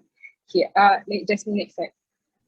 Okay, so it is biryani. Okay, I know it may sound common, but biryani is very, very famous in Hyderabad, and that is why I chose to present to you guys about this. And by the way, guys, Hyderabad is the capital of Telangana. Okay, next slide, please, Jess. So history of biryani. The history of biryani is quite impressive. So historians believe that this biryani, Hyderabadi biryani, came from Persia during the regime of Mughals in the country. So Mughal is an empire. So when they were in the country, biryani was brought into the country. And this is very famous in Hyderabad. Okay, Jasmine, next slide, please. Okay, so there are two types of biryani. One is called the Paki biryani. Okay, I do not know if I'm pronouncing it right, but sorry guys. Then the next one is Kachichi biryani. Okay, so these are the two types. So the first one, the Paki biryani, basically is they pre-cook the meat first, while Kachichi biryani, they actually put in marinated raw meat into the vessel first before putting the other ingredients into the same vessel. Okay, next slide, please. Yes. Okay. Okay, so this is the basic recipe of biryani. So anyone who's wondering, my God, why does biryani taste so good? These are the basic ingredients that goes into a biryani: basmati rice, chicken, yogurt. Jasmine, next slide, please. Spices, herbs. Herbs are usually cilantro and mint, ginger, garlic, saffron, and onion. So spices is like very important in every Indian food. So I think, yeah, that is very important. Okay, next slide, please. Okay, that is part of my cultural exchange presentation. Now I'm going to be sharing more about my buddy. Okay, definitely next slide, please. Okay, so his name is Anirudh. Okay, just the next slide, please. Okay, so this is him, and yeah. Okay, hi Anirudh, if you're there. Okay, next slide, please. Okay, so his hobbies are like gaming, eating, Netflix, sleeping, music, browsing the net. I think this is like more of a teenager thing. I think we all do the same thing, like as our hobbies. Okay, Jasmine, next slide, please. So interesting facts about him. He likes to play basketball. He is from Vijayawada, I think that's how you pronounce, which is from Andhra Pradesh, and he wants to pursue his career in America. So, Jasmine, next slide, please. Okay. So, talking about his career, his ambition, he wants to become a game programmer, and his course that he's taking in his school is computer science engineering with artificial intelligence and machine learning. Well, the course itself is like very long. Okay. Jasmine, next slide, please. Okay, I found this really interesting. So I actually asked him for his life motto, and this is what he sent me. So in a world where you can be anyone, be yourself. I think that's very interesting because, like, you know, we are surrounded by many distractions, like, I don't know, social media, where you can be influenced easily. But I think that individuality is very important so that you can stand out from, you know, everyone. Yeah. Jessie, next slide, please. Oh yeah, before I read out this note, I think me and my buddy, we have one thing in common where I'm an Indian, but I speak Tamil. So what happens is like I actually watch Telugu movies also, but I don't understand. So what I do is I read the subtitles and watch the movie. So I think both of us like watching Telugu movies. Okay, so now this note is for my buddy. Thank you for guiding me through this journey. Has been fun to interact with you and to know more about you. I think at first I was really very nervous, but then you were very nice. He was very nice to me actually, and I think that helped me, you know, open up. And yeah, we became really good friends. And I really hope that, you know, you also had an enjoyable experience. And I wish you the best for your future endeavors. Thank you for being a great buddy. And thank you, VVIT, and thank you, MI, for giving this opportunity to learn more about India and India's cultures. Thank you, guys. Have a nice day. Yeah, Jessie, yeah, that's it. Yes. Yeah. Okay, I think Anirudh is reading your note here. It's a long note. Yeah. Okay, we are down to the last person from Singapore, and that will be from Team 4 Firdaus. I shall be sharing screen for Firdaus. Firdaus, are you there? You ready?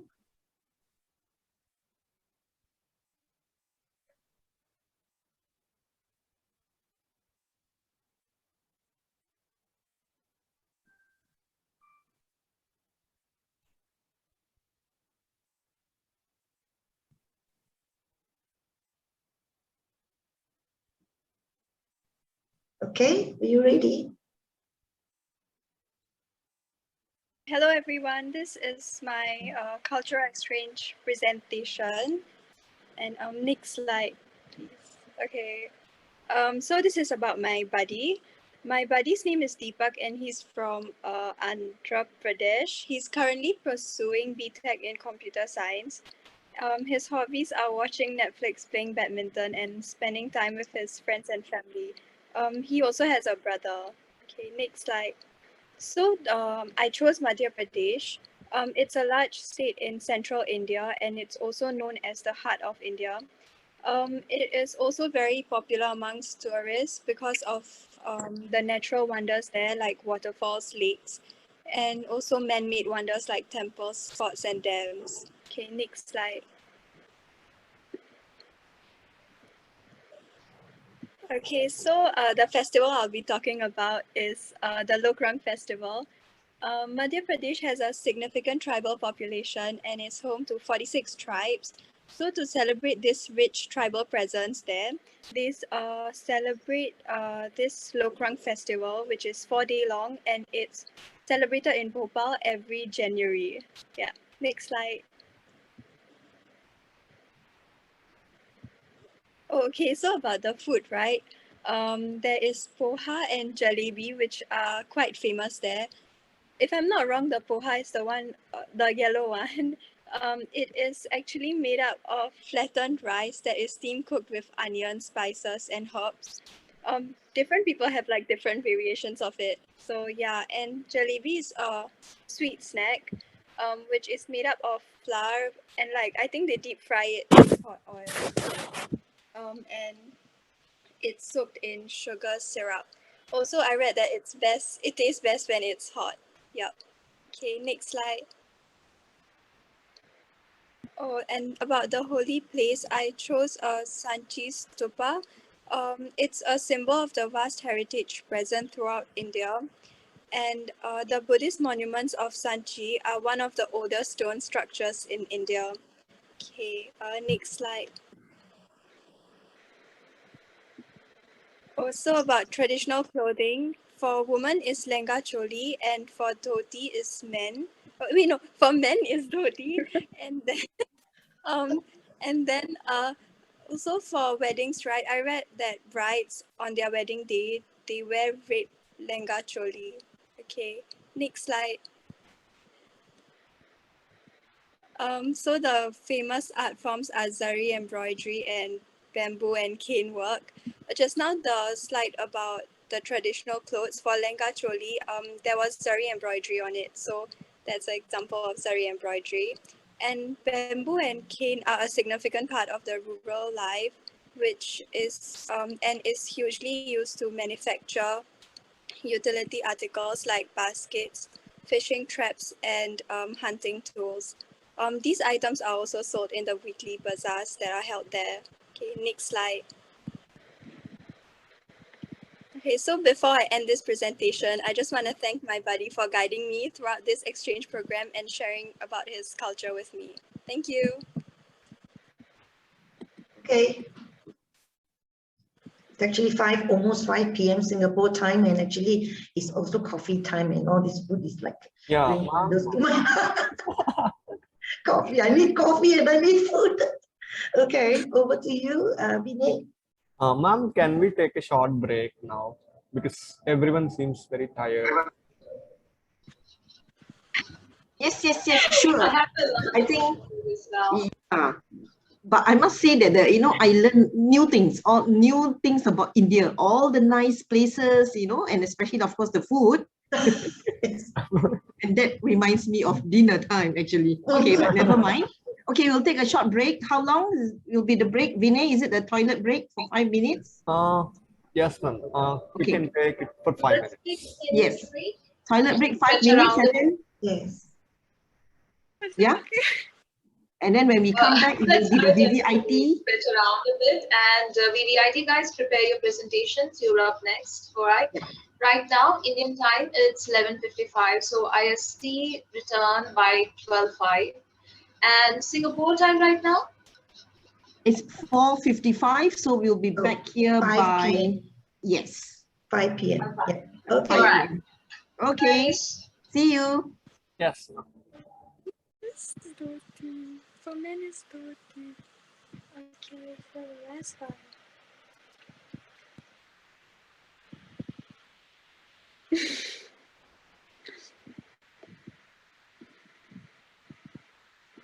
Okay, oh my god.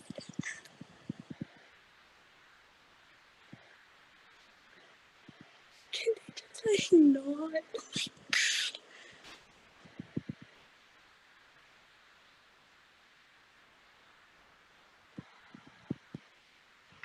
By the way, Firdoos, your mic is not muted, so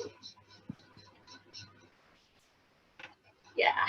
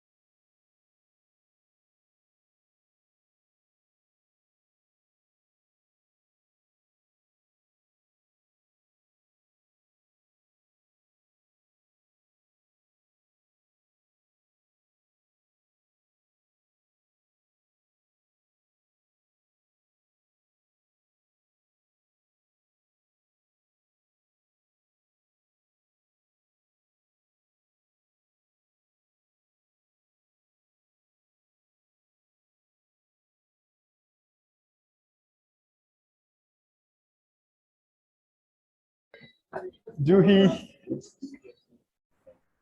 Hindu is here. Hi, Juhi. You all are at the farewell. I'm at home, but I'm still traditional. It's all right. You look so cute. Yeah, thank you so much. How are you doing? I have cardboard boxes here and it's over there. Okay, okay.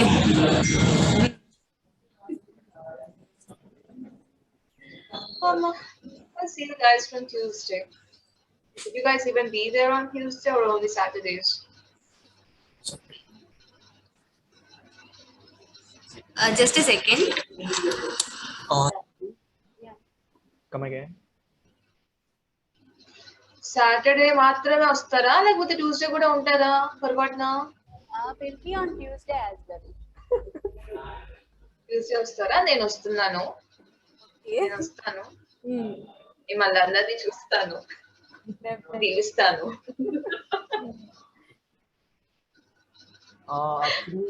Dress చూపించడానికి వచ్చింది. Very city ma'am.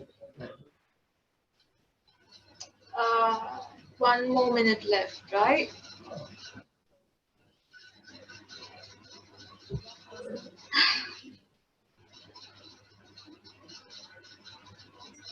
Why do you sigh, Juhi?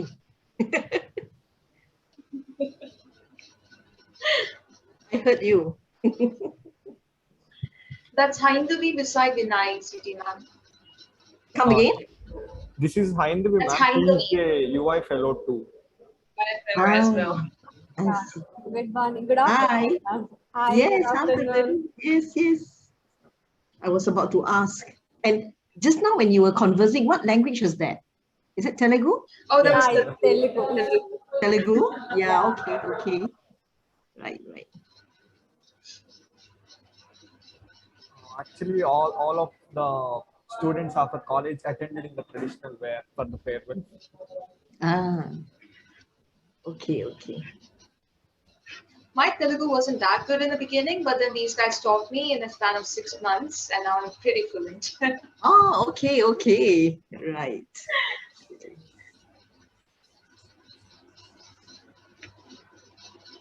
I must find a buddy also who's able to teach me Telugu or Hindi.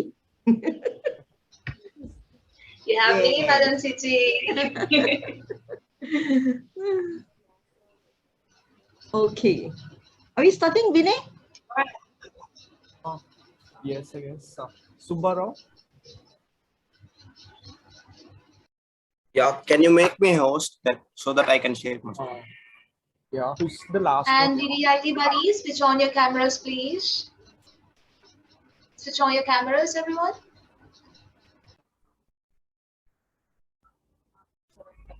The one who is presented last, can you make VVIT Guntur the host so that he can share his screen? That would be Oh, Kutus, yeah. I think. Kutus?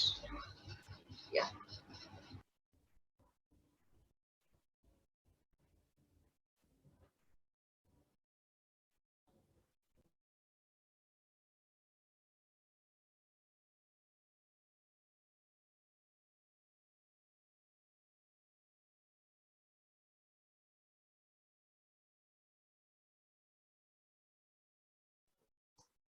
Pavitra, go ahead.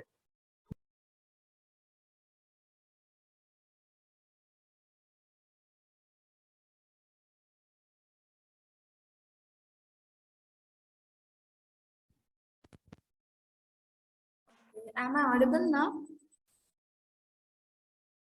Yeah. Yes, sorry. Yeah. Hello, everyone. This is Pavitra from VVIT. So we are at the end of the culture exchange program, that is exchanging culture of India and Singapore. First of all, next slide, please.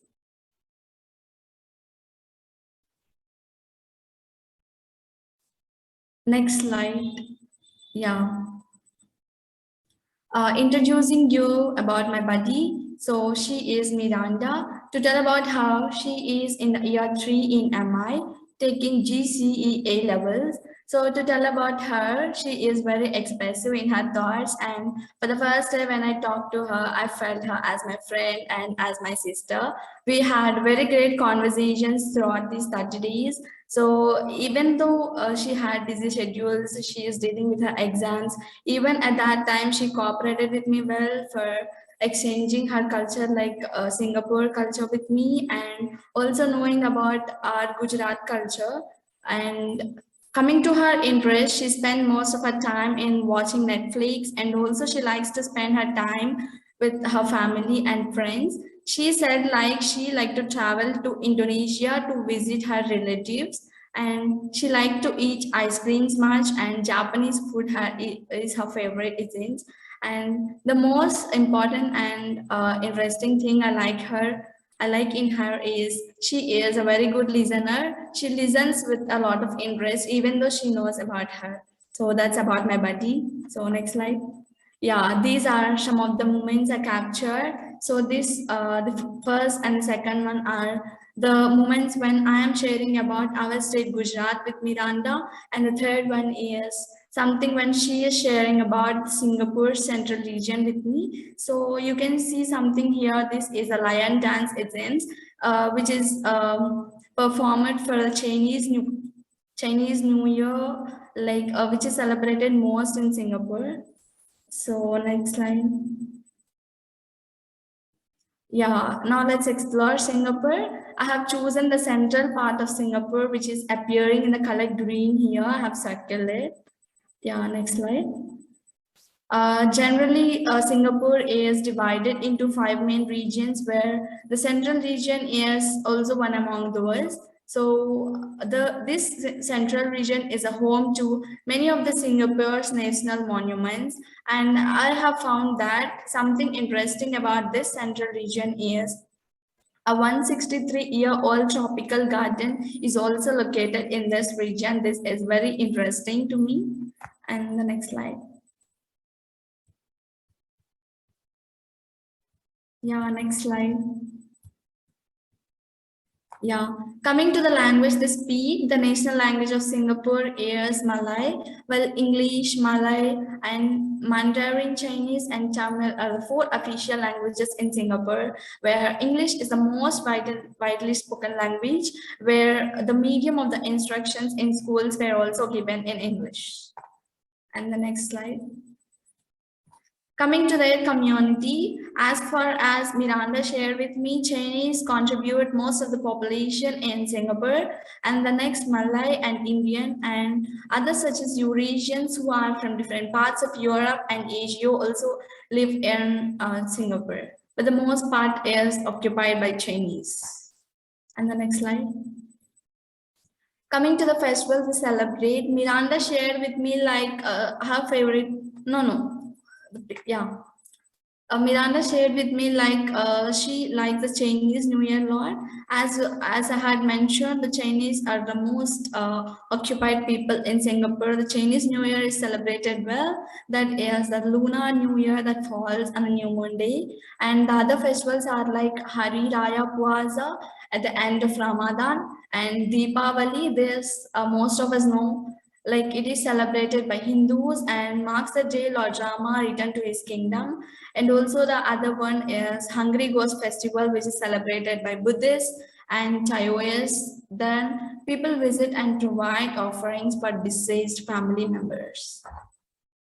And the next one, coming to their traditional costumes. So women in Singapore looks like this and men looks like this. Coming to their names from the left to right, the first is the Baju Kering, the next is the Sari, next Cheongsam and Kebaya. So most of the people like to wear Kebaya, it seems, in Singapore. This is mostly worn for parties, occasions and festivals. Miranda shared like she also likes that costume most, and it is one of her favorite outfits. And the next slide. Coming to the holy place in the central region of Singapore, this is Sri Tendayuta Pani Temple, which is close to the river valley on the Tank Road in the central region. There we can find the deities of Lord Sundareshwarar, an embodiment of Lord Shiva, and the goddess Meenakshi, an embodiment of goddess Parvati, and also the Navagraha, that the deities which represents each planet associated with them. That means the 9 planets.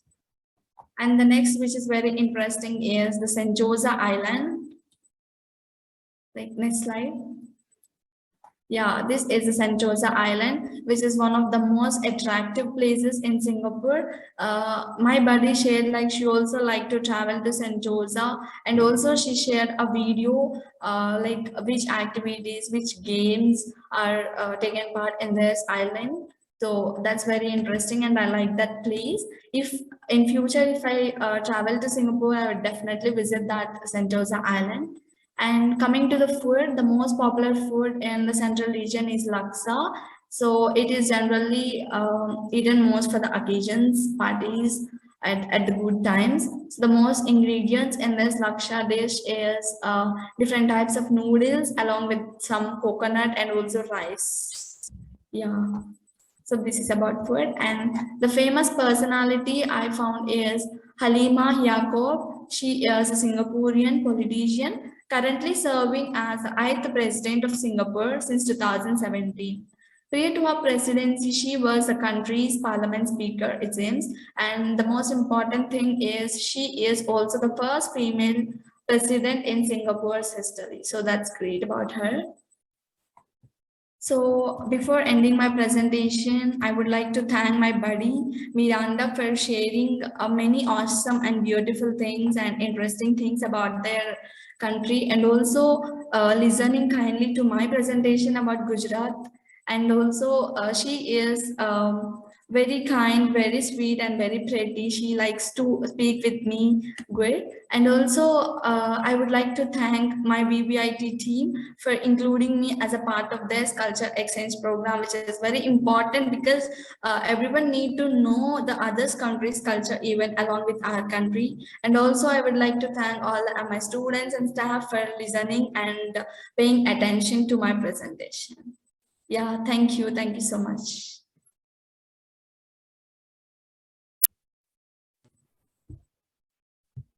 Thank you, Pavitra. Bhavya, are you ready? Is my voice audible? Yeah.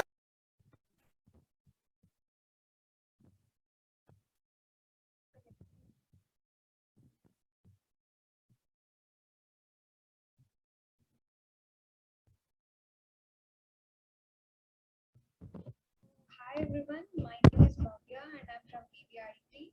So I have chosen to speak about North Singapore. So before speaking about North Singapore, I would like to. The voice is very low. Who's speaking right now? Okay, is it audible now? Like, is it okay now? Yeah, not audible at all.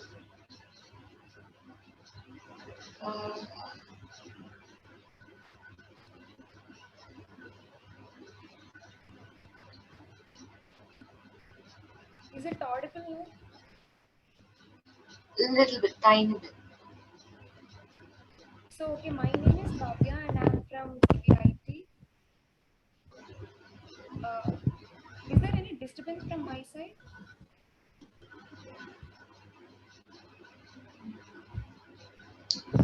Can barely hear you, Bhavya.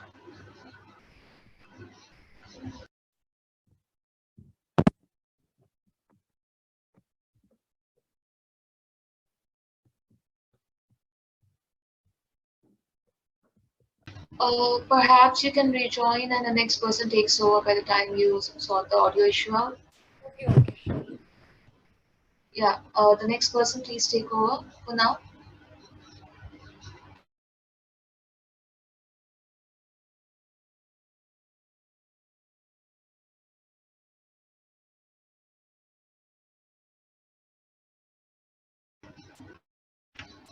Who's going next? Subbu? Abhishek. Abhishek, are you ready? Okay, Abhishek. Yeah, bro. Thank you, Subbu, bro. So wait a second, I will see. Yeah.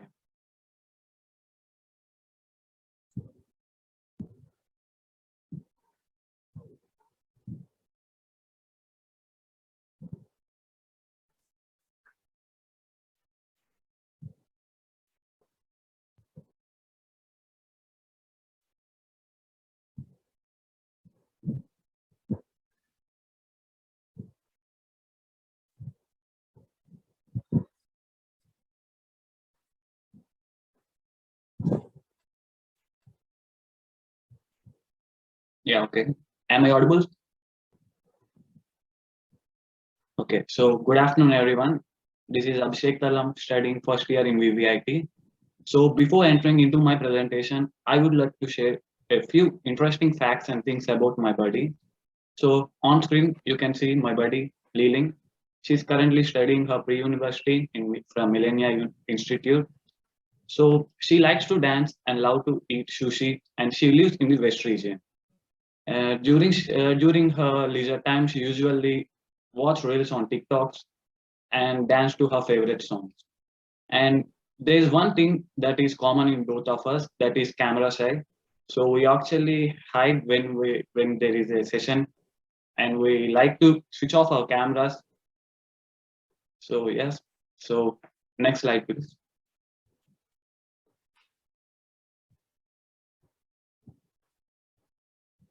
Next slide.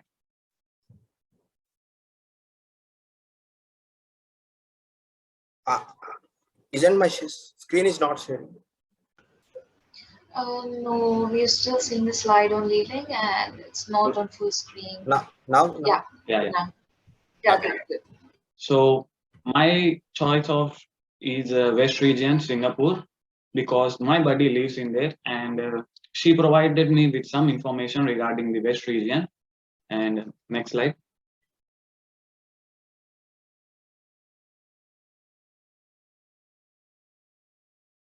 So let us start knowing the West region. The West region of Singapore is one of the 5 regions in the city-state. The region is the largest in terms of land area and is the second most populous region after the central region. So, yeah. Well, the West region is mostly consisting of the factories and the refining centers. The West region is home to majority of Singapore's heavy industries, mainly the petrochemical industry with international oil and gas and chemical companies. The West region makes up about 5% of Singapore's GDP and top 3 export refining centers in the world, with the world's 7th largest oil refinery. So usually Singapore is the most famous for the oil refinery and the petrochemical industry, and the West region is home to it. So yeah, next slide. As a foodie, I mostly focused on the famous food in the West region, and what I found is kaya. Yeah, I don't know whether I pronounce it correctly or not. So kaya is a sweet coconut egg jam spread generously over toasted bread. So we eat the toast with half-boiled eggs and add a dash of black soya sauce for extra taste. Yes, and a few days back I have tried this dish and ended up with some scoldings from my mother. So, and the second dish is Nasi Lemak. This is a healthy meal comprising coconut rice, a slice of omelette, anchovies, and a slice of cucumber and some chili paste, uniquely packed in brown pepper or banana leaf. I'm sorry to include sushi because that is one of my buddy's favorite dish. But in fact, yes, I hope everyone knows about sushi. So next slide. So festivals. The festival I choose is the Dragon Boat Festival, also known as Duanwu Festival or the Zhangzhou Festival. Is a cultural festival of China that originated thousands of years ago. The festival is also called the Double Fifth Festival as it falls on the 5th day of the 5th month of the Chinese calendar. During this festival, dragon boats compete in races all over the world where Chinese communities are present, including Singapore. So this festival is actually similar to one of the festival in India, that is actually Valam Kali. This festival is usually celebrated in Kerala during the Onam. It is similar. Most of the part of the festival is focused on the rowing and towing of boats. So yes, next slide. And the Singapore is also known famously known for different forms of arts, and the one such are the Nanyang.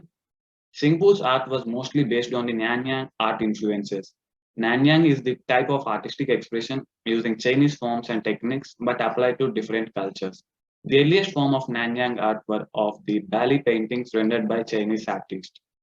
So here you can see a couple of pictures related to Nanyang art influences. Yep, next slide. When it comes to holy place, we all know Singapore is a mostly diverse place with people from all over the world staying together. So in fact, most of the Singapore is also comprising of Indian. So I choose this temple as a topic to describe. So Sri Mariamman Temple. Sri Mariamman Temple is the oldest Hindu temple in Singapore, dedicated to goddess Mariamman, a Hindu deity known for curing illness, disease, and epidemics. The temple reflects the Dravidian style of architecture prevalent in South India. So here in this picture, we can see the Gopura, which resembles of the South Indian style, where of Tamil Nadu actually, where the very tall Gopuras. So Tamil Nadu is actually known for its tallest Gopuras. So the art style of this Gopura resembles the same. So yeah, next slide. Thank you. So I would like to thank UIF VVIT for including me and providing this opportunity, and all the buddies from the Millennia Institute for paying attention. And yeah, so forgive me if I pronounced any of the word incorrectly. Thank you.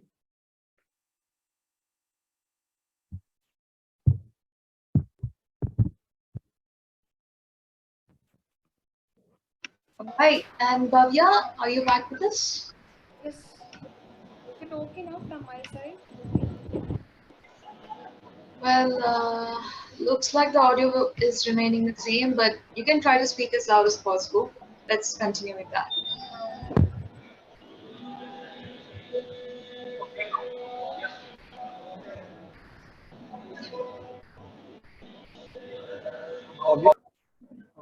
Is this yours?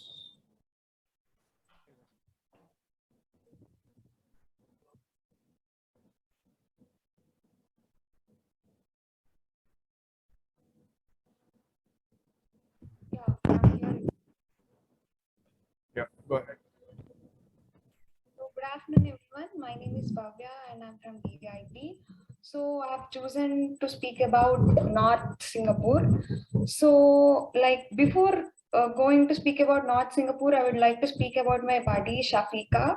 And like I have learned so much from her about like Singapore, and like it's like a good conversation for us in this 1 month. And I have got to know that her hobbies are like exploring nature places, like reading novels and cooking sometimes. And she also told me that the most famous food in Singapore, that is laksa, and is her favorite. And also donuts are her favorite food. And to describe her in one word, I would like to say that she's so much compassionate about her work that she does. And I would also like to describe her in one cute emoji with hearts on the face, because she speaks so like she's so cute, and she's so describes everything so neatly to me. And next slide. And I would like to discuss about the famous places in Singapore. So the first one in North Singapore is Sembawang Hot Spring Park. And she also said that these two places are so like the most famous places for her. And the Sembawang Park is like a park away from the side of the city, and it also has some beautiful beachside and stunning view. And the next one is KF1 Kartring Circuit, which is placed in Kranji, and I also got to know that it is one of the largest one in North Singapore. And like it and she also told me to try this when we get there. And I got to know that these two are the most famous places. And the next one is famous food, that is crabs, chili or pepper. Next slide. And kaya toast and laksa. Kaya toast is basically taken in breakfast times, and it is the most famous in Malaysia and Singapore places. And laksa, it is made up of noodles, and they're topped with some chicken or prawns sometimes. And the next one is famous festival, that is Racial Hormonal Day. It is basically celebrated on July 21st in Singapore, and and it resembles that, and it is most widely celebrated in all schools, organizations, etc. Next one. And about the traditional clothing, as I got to know that in Singapore there are many like Chinese, Malaysians, and many Indians also were present, and they have like a baju kurang is the first one, the next one is sari, and the third one, fourth one are cheongsam. So these are the most traditional clothing they have in Singapore. And the next one is holy place, that is Buddha Tooth Relic Temple. So that is the most famous holy place in North Singapore. And I have got to know that in Malay, we can call thank you as terima guys. And so thank you so much, Shafika. I have learned so much from you about North Singapore, and thank you.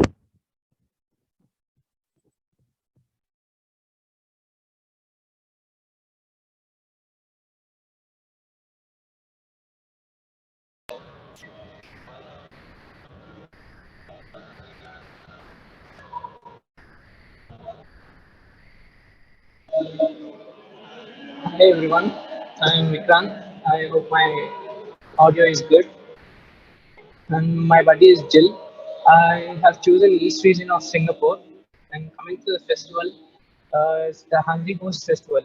It's a month-long tradition that pays respect to the spirits of the dead. It is celebrated across many parts of Chinese Asia on the 7th month of lunar calendar. And these Chinese have special customs regarding dead people and their ghosts thousands of years ago. And when they visit in the 7th month of the lunar calendar, special precautions and ceremonies are necessary. And there are few things people believe that they shouldn't do during the Hungry Ghost month, such as you shouldn't take the last bus or train ride, and you shouldn't leave the slippers, face towards the bed, and many more, etc. And coming to the next famous personality, it's Adam Khoo, and he's a Singapore entrepreneur and author and educator. He's the co-founder and chief master trainer of Adam Khoo Learning Technologies Group, one of the Asia's largest private education institutions. And coming to the traditional dress, it's Baju Kurung. This type of traditional costume is the national dress of Brunei and Malaysia.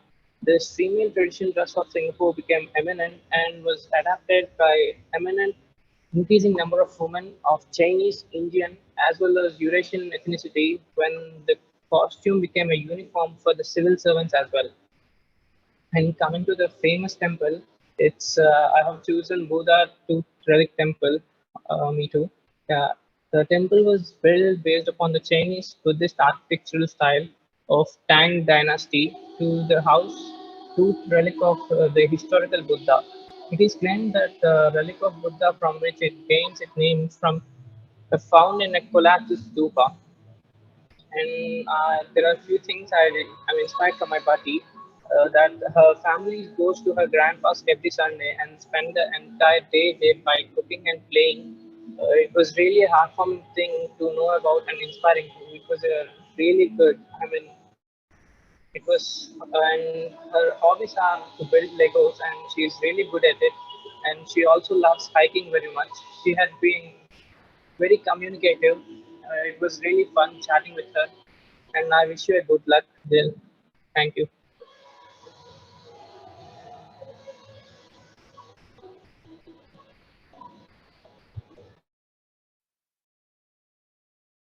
So, hello everyone, and good afternoon to our VVIT, and good evening to MI. And next slide. So, coming to my buddy Brandon, is very cute and good looking fellow, and he's doing his third and final year at his institute, and he's studying the subjects of business, literature, economics, and math. And he told me that he loves James Bond movies, like action and adventurous movies, and he loves rhythm and blues genre, and his favorite color is blue, and he loves to travel around places, and they are lesser known places, and he loves Christmas festival. And the most interesting thing is that he is a debater for over 5 years. And next slide please. So I do not take much time because it is a very small country, and I'll give an overview about Singapore.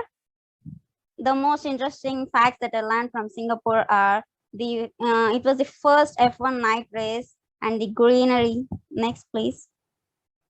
F1 night race, greenery, food, and celebrations. And about coming to northeast region of Singapore. Singapore is one of northeast region is one of the 5 regions in the city state, and the region is most densely populated, and it has highest population among the 5. And coming to Coney Island, I felt it is very interesting. Coney Island is alternatively known as Pulau Serangoon. I don't know it is actually correct pronunciation. But the most interesting fact I learned about Singapore is that my buddy told me that it would take at least 45 minutes to travel from one end to the other end. It was quite really interesting because I live in our college hostel. I had to travel around 3 hours to reach my home, but it will take only just a 35 to 45 minutes to travel from one end to another. It was quite interesting actually. And they travel by metro trains. And then next slide, please. So coming to traditional clothing, before the 4 members told about the traditional clothing, Nonya Kibaya, I don't know if it's correct or not, and Chiang Sam, these are the traditional clothing I found. And then next slide, please. And traditional dance, the line dance, Bharatanatyam, and Karakam, Japin are the traditional dances I found. And Bharatanatyam is quite known for us because its origin is from Tamil Nadu, and the line dance is performed in the Chinese New Year. And next slide, please. And then it was the quite interesting and most interesting thing for me, the traditional painting, because I love painting and I love drawing, arts and culture, arts and crafts. I make arts and crafts. And Singapore's arts were mostly based on the Nanyang art influences. Pictures, please. Next. So these are the pictures I found more interesting. Nanyang is a type of artistic expression using Chinese forms and techniques, but applied to different cultures. The earliest form of Nanyang art was, so this was about the Bali paintings rendered by Chinese artists. And thank you so much. And this was about my presentation.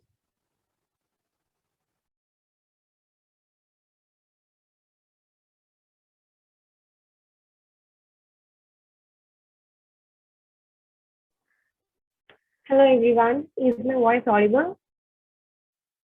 Yeah. We can hear you. Yeah, I'm Dharani, and I'm going to discuss about the Central Region. And Central Region is one among the 5 regions of Singapore. Central Region is also called as Central Business District, Singapore's business and financial district, and home to leading international business and financial institutes. So the famous place is Merlion Park, and the Merlion statue has a lower body as fish and lion's head. So this shows that it symbolizes that the Singapore's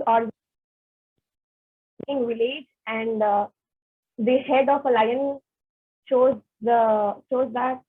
it's the original name of Singapore, which means the lion city. A Sanskrit word Singa means lion. And next slide. And while coming to the hawker culture in Singapore is an integral part of the way of life for Singapore, where people gather together and dine the food that is made by hawkers. And while coming to the famous food, laksa is a famous food which is made up of noodles and toppings and also some coconut milk. And then comes the chicken rice. The rice is boiled with chicken stock and is served with some steamed chicken. Next slide. And the crab is also white. Singapore. This is served with chili or pepper, and also it's other kind of noodles. It's very hard to pronounce the word, but I can understand that it's kind of noodles. Next slide. And while coming to the famous festival, I would like to discuss about the National Day of Singapore. This is celebrated on August 9th, and it is the August 9th, and it is the independence from Malaysian, and the day is celebrated with some parades and some lightning, some fireworks, with some addressing by the PM of Singapore, Prime Minister of Singapore. And next slide. And while coming to the traditional clothing, baju, sari, and cheongsam are some traditional wears, as all discussed. Next slide. And her name is Lily, and she's 19 years old. And her hobbies are like trying new food items and baking new dishes and watching K-dramas. And something to describe about her is she's very active, pretty, and friendly girl. She's always very curious to know new things, and she's very sweet and very welcoming. And also, yeah. And I also like to show you some big pictures of my buddy. So I also would like to taste your baked eggs when I come to Singapore. And thank you.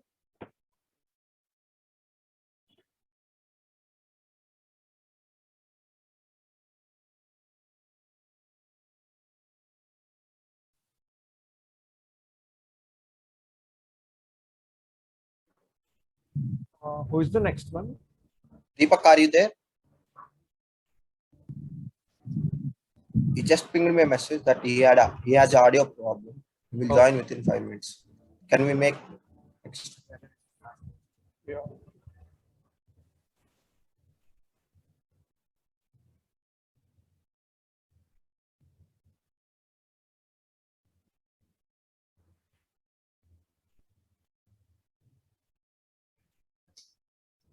Hello everyone. Okay. Hello everyone. Talking of birthday, and she is Limji Cherel, and we have a lot of interests which are common. And her age is 20 years. She studies is biology, economics, chemistry, and mathematics. And her hobbies are running, drawing, and playing hockey and watching movies. And her favorite foods are sweets, which are common to me. And she likes strawberry shortcake, dark chocolates, and which is the interesting fact is she run half marathons, which is 21 kilometers, which is very interesting. And she play a lot of hockey and even participated in many events in and outside the school. Throughout this culture exchange program, she's very lovely, sweet, and I want to say that thank you everything. Thank you everything for throughout this program, and good luck for your future. And coming to the Singapore West region, when I asked her about this region, she said that there are not much differences between any regions, because Singapore as a whole is a state, and it has very small area. So coming to the West region, it is the largest in terms of land and is third most populous region. And Jurong is the main center of this region. This region has the majority of Singapore's heavy industries, and of course, MI is located in this region. And next slide. And she recommended me of this Chinese New Year. Chinese New Year is celebrated by most Chinese in Singapore, and this Chinese New Year comes between Jan and Feb. And on this Chinese New Year, family reunions take place, and food is offered to the ancestors. And aside from praying and worshipping God, the most important thing is food on this festival is food. And they make fruit, and they offer food, fruits, tea, flowers, and they offer food to the kitchen god in the hope that he would put a good word for the family to the Jade Emperor. And next slide. And coming to the food, it's Hainanese chicken rice. It is one of the famous Hakka food.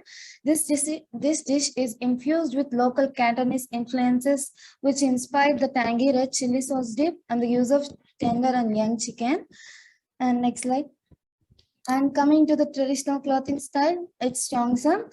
Cheongsam is a Chinese outfit for women that is based on the traditional costume of the Manchu people. This is a tribe in the China. It is most often seen as a long figure-fitting one-piece garment with a standing collar and an asymmetric leftover right opening and two slight slits. It became famous in the early 1900s, and cheongsams are a popular choice of outfit for festive seasons like Chinese New Year and etc. And next slide.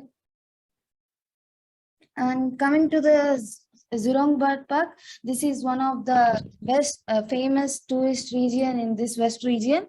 And Jurong Bird Park is a tourist attraction and aviary in Jurong, Singapore. The bird park is of 0.2 square kilometer, and it is managed by Mandai Wildlife Reserve. And Jurong Bird Park is now a world famous bird zoo with a large flock of flamingos and specimens of spectacular bird life from all over the world. It is the world's largest bird park by number of birds and the second largest by number of bird species and land area. Jurong Bird Park is home to 5,000 birds representing 400 different species, including 29 endangered species. And next. And thank you everyone for giving me this opportunity to the VVIT and MI. And thank you Cheryl for giving me such a lot of information which helped me throughout this process. And thank you.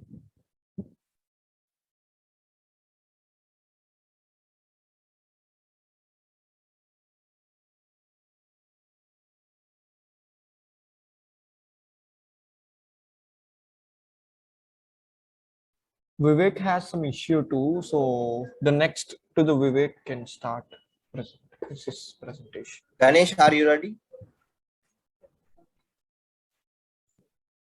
Yes. Yeah, okay, go ahead.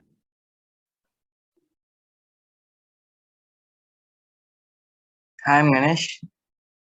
I'm going to talk about Northeast region in Singapore. It is one of the next step. It is one of the 5 regions in Singapore, and it also has the highest population and also most dense population. Singapore is taken from a word Singapura, which means the city of the lion, and it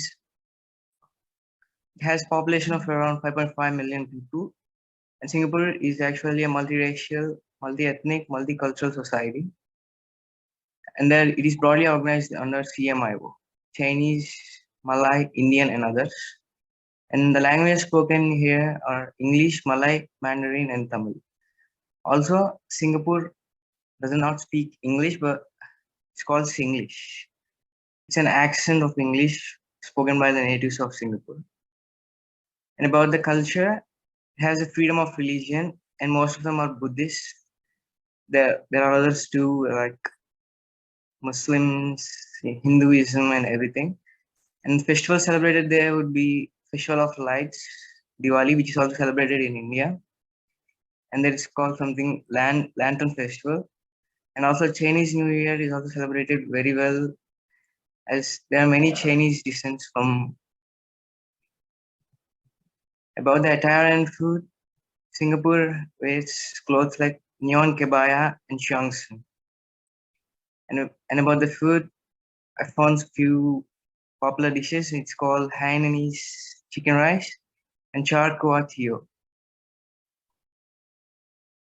And some facts I got from my buddy, Jin Shan, that you need to spend 2 years of national service in Singapore. And he's up to national service next year, I guess. All the best, buddy. And also Singapore used to have some ties with Andhra Pradesh government. The last government may have some ties with us. Singapore is also world's greenest city. Next. And about my buddy, his name is Sim Jin Chen, I guess. He's in final year of MI. He's chill and want to lead a happy life. We have some common things like we love to watch movies a lot, and he's being part of national service. All the best, great. Thank you.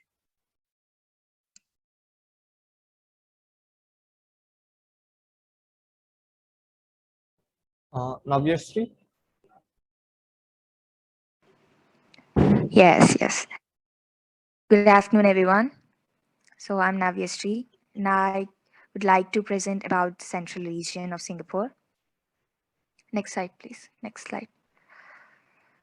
Okay, the reason I chose central region is when I asked my buddy, "Hey, I need to choose one region. Can you help me?" And she said, "Hi Navya, I live in the northeastern region of Singapore, and there's a little to explore. I feel that the central region is better and more rich in history." And she let me choose, and I loved about her. So I chose central region. And the central region is one of the 5 regions in the city-state of Singapore and the main metropolitan region surrounding the central area. It includes 11 planning areas within the central area as well as another 11 more outside it. So the region is home to many of Singapore's national monuments as it was historically the site where the city was first founded. And the country's only UNESCO World Heritage Site, the Singapore Botanic Gardens, a 163-year-old tropical garden, is also located here. So it also includes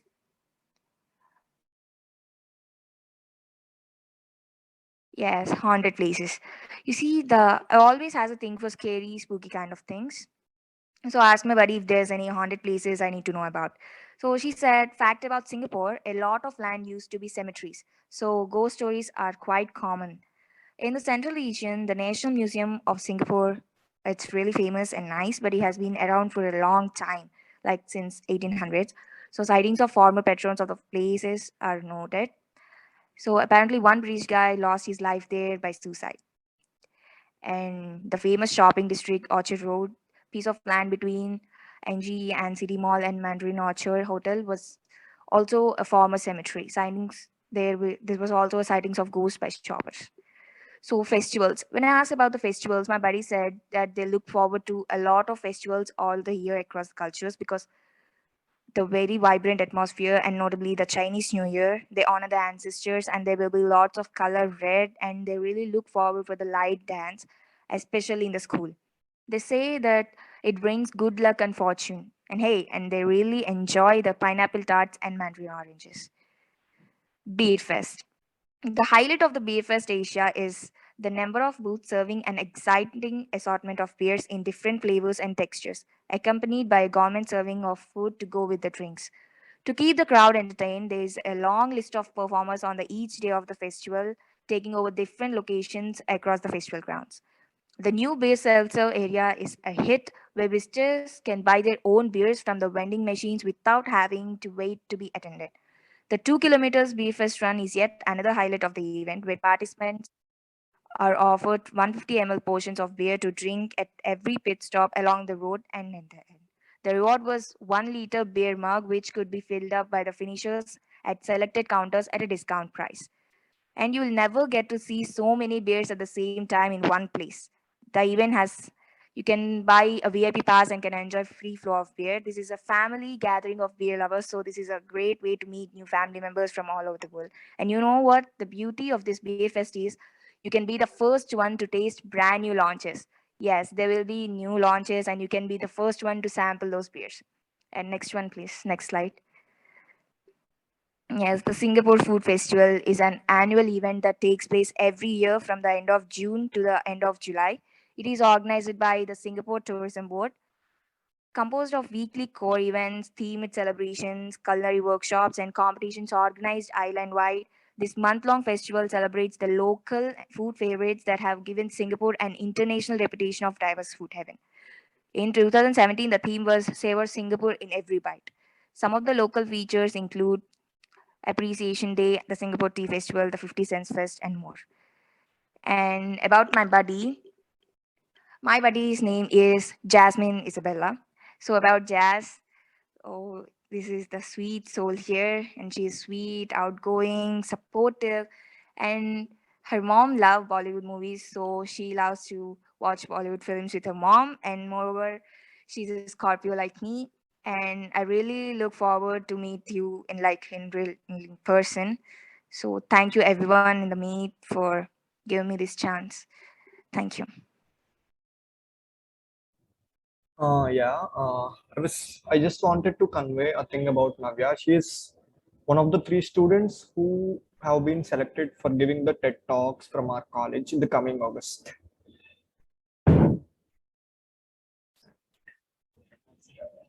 Congratulations, Navya. The next.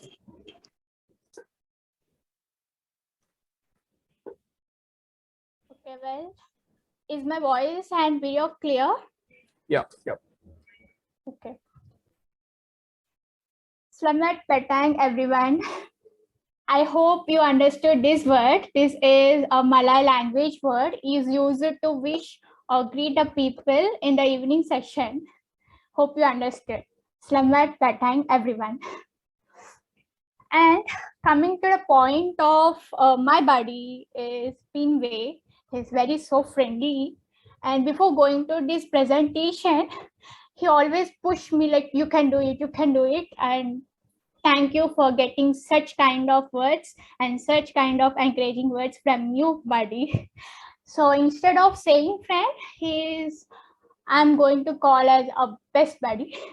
He's very friendly, and at present he lives in the central at Little India. He's studying in MI in the streaming of a business. So I forgot to introduce my sari. So today I'm ready with Indian attire. Hope you like this. Yeah. So before going to the next slide. So in this session, I'm going to talk about the overview, famous food and traditional clothing and styling, a famous person in the festival about a northern region of Singapore. So I hope everybody is getting bored by listening all this, right? So I'll conclude within 3 to 4 minutes, okay? And before going to this northern region, so let me explain you about Singapore. Singapore is actually a city-state divided into 5 main categories. So like south, west, north, and northeast, and so on. So since the country is small, urban and planning has a highly effective planning and the country has been planned out in such a way that each region would have a strategic purpose. For example, the ports like found in the far west, while storage and logistic or at the east near the airport. So in terms of culture, I think there is a high level of competition among the students there. So this was the overview about the northern region. So it was one of the 5 regions. And the famous food, so let me talk about a chili crab. It was a national dish of Singapore, and mantos were dipping in the iconic Singapore chili crab. And the next slide. And the traditional clothing and styling, Baju Melayu and Cheong Sam, or the traditional way for men and women respectively. The next slide, the famous festival. So the Dragon Boat Festival is the common festival, but we see in the northern region of Singapore. The next slide. So I selected Jejalyn as a famous person from the northern region, is a Singaporean singer and a songwriter, recorder, and producer, and so on. That's it. And thank you, especially Pinway. I hope you are listening this. And for sharing and in this small session of interaction, you made me to gather more information about the northern region of Singapore. And thank you to VVIT and my organization. Thank you so much.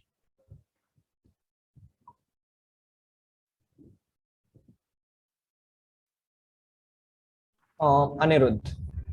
Hi, I'm Anirudh. Yeah. Today I'm here to tell you about West region of Singapore, the Central Exchange Program. The West region of Singapore is widely spread across 25,000 hectares, and it is mostly populated with many members. Jurong region is central region, center of the West region. Proceed to the next slide. The West region is home to many industries.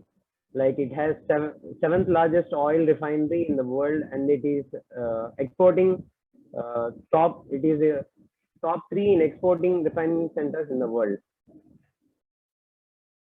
Like we can understand, Singapore makes 5% of its GDP from the west region of this area. Coming to a famous festival, Chinese New Year. The first day of Chinese New Year is also known as Spring Festival of Singapore. Falls on the new moon day. It is also called as the Lunar New Year. This festival is celebrated for 14 days on the eve of the New Year. Next slide. I want to share some of my feelings. Like it looks so attractive to see, and I get fascinated every time when I see to the pictures, and I want to experience once in a time in my lifetime. Next slide. Coming to a famous food item, Popeye. Popeye is a item which is like a paper-like wheat crepe with stuffed with some food items like prawns, boiled egg, Chinese sausage, and lettuce. Hosting a sausage which is lathered over the paper-like structure, and the stuff is put into it, and it is made. This is a famous food item in Singapore. Next slide. A famous holy area in Singapore is Sultan Mosque. This Sultan Mosque is one of the biggest mosques in Singapore. Originally built in 1920, and the dome of the mosque is replaced by Danish sanctuary in 1920. Next slide. A famous attire, Cheongasm. Cheongasm, also known as Pippo, correct me if I am wrong with the pronunciation, is a close-fitting dress that is originated in 1920. It quickly became a fashion phenomenon that was adopted by many of the actresses and schoolgirls also.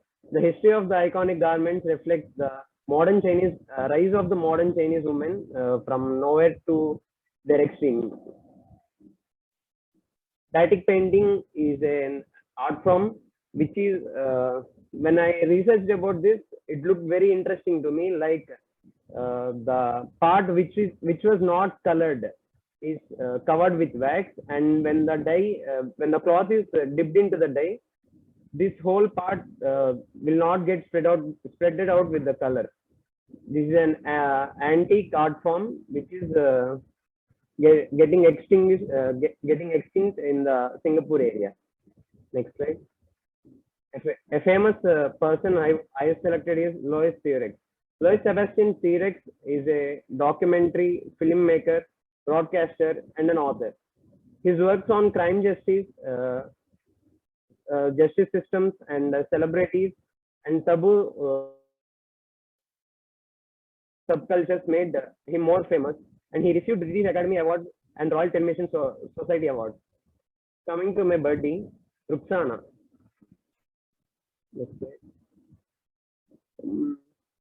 Sorry for the clumsy slide. Ruxana is a cool and smart girl. Like, she is a very jovial person.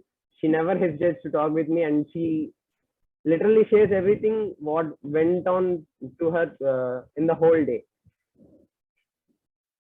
We both share some similar traits, like we both sleep a lot, we both are lazy, we both watch movies a lot, we both are foodies. Like I had some connection through this in this journey. Ruxana believes strongly in a quote that go with the flow. I was very fortunate that I got her as my birdie. She literally made me feel like wow. She never felt let her down. She talked to me. She was very interactive. Thank you, Ruxana, and thank you VVIT and MI for giving me this wonderful opportunity. Thank you, everyone.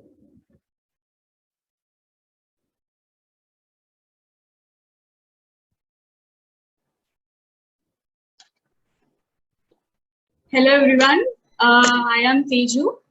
Firstly, I'm really happy that I've been included in this cultural exchange program. In this cultural exchange program, I've got Jia as my buddy. Next slide. I've got Jia as my buddy. She's really friendly and she made my job almost very easy regarding this program. Anirudh, can you please? Oh, sorry. Yeah. Nice.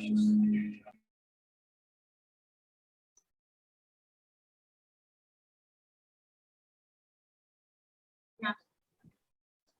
Yes, she really made my job easy. And she stays in Northeastern region and she's studying in commerce. We both have some common interests, like we are both interested in K-pop and K-dramas. And we are also a very big fan of Doraemon. That's the reason why I posted that pic of her. Next slide, please. Yeah. As a part of cultural exchange program, I've tried to know a little bit of information about eastern part of Singapore. I've aimed to know about their dressing, famous food, famous festivals, and some famous personalities in Singapore. Next. I'll start with traditional dressing. Baju kurung is a traditional costume as well as the national dress of Singapore. The male version of Baju kurung is Baju Melayu. Cheongsam, Kabaya are some other famous costumes seen in Singapore, Eastern part. Next slide. The first picture is Baju kurung. The second one is Baju Melayu, the male version. And the third one is Cheongsam. Next, my favorite part, food. Chicken rice is the national dish and very famous around Singapore, everywhere. And eastern part, chili crab, the first picture. The second one, Hainanese chicken rice. And the third one, laksa, are some very famous dishes. And they're also regarded as 50 most delicious food in 2011, I think so. Thank you. Next one. Next, I'll go with festivals.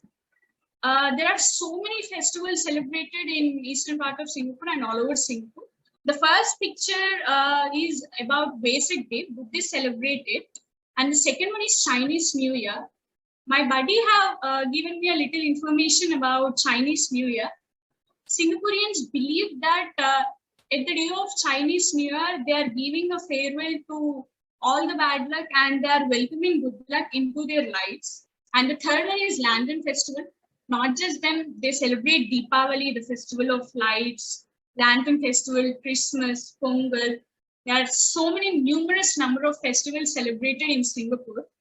And each and every tradition and festival are equally respected as well as celebrated. That's the reason Singapore is a peaceful country. And then the famous personality in Singapore, Lee Kuan Yew. He's the first Prime Minister of the Republic of Singapore and also regarded as the father of modern Singapore. And he was born in September 16th, probably. He was born on, right? Next. Finally, I will end my PPT presentation with a saying that I have read recently. They say that to travel faster, we should walk alone, and to travel farther possible distances, we should walk together. I've just related this quote with the program that I'm in. We people as a country should all walk together with all other cultures and traditions so that we can walk towards farther possible distances of development and happiness in our lives. Thank you so much. And especially I want to thank my buddy. She was really friendly and she was really helpful. Even just before, I was really tensed to give the presentation and she have encouraged me. Thank you so much, Jia, and thank you so much VVIT and MI to give me this opportunity. Thank you.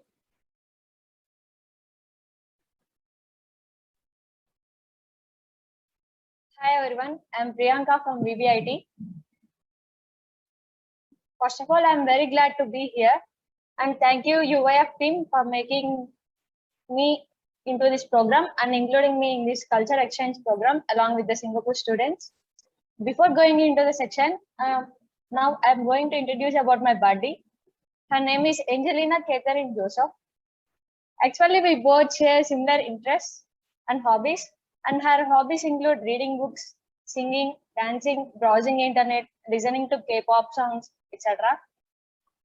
Her favorite K-pop group is Blackpink and BTS. We both are BTS army, and it was really nice meeting her. She is very good at expressing things. Angelina is not only good at singing as well as academics too. She is a fabulous taste predictor. Her major interest lies in trying new cuisines and desserts. If she listens about the food, she gets too excited. And her favorite singer is Sam Smith. Next slide, please. Now coming to the topic, I have chosen northeastern Singapore. The northeast region of the Singapore is one of the 5 regions in the city-state. It is the most densely populated area and has the highest population among the 5. The most common ethnic background among the residents is Chinese, and the English and Mandarin are the most spoken languages in the Singapore.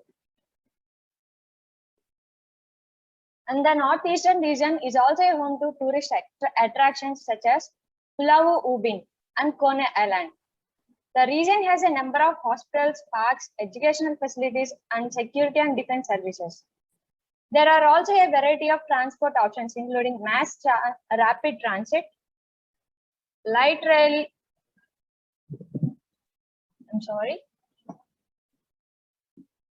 transit, and public bus services, facilitating transport within and outside the region. Next slide, please. And if you look at the pictures now, the left picture is the Kone Island, and the right one is a Pulau Ubin. Next slide, please.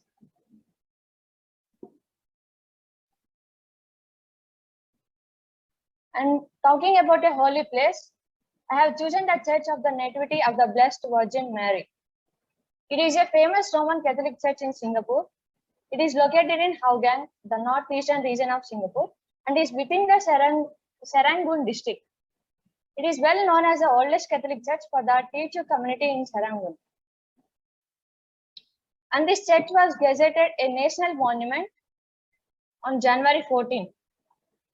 Now coming to the traditional food of Northeast Singapore, it is a chili crab. Yep, you can see the pictures of it. A chili crab, it looks very delicious, and it is listed as the 35th most delicious food in the world by CNN Go. The Singaporean chili crab is a stir-fried. Can we go back to the back slide?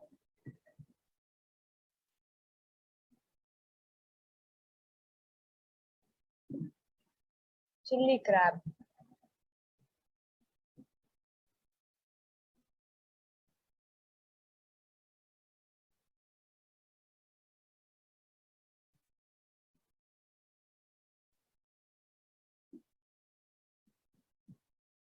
Yeah, thank you.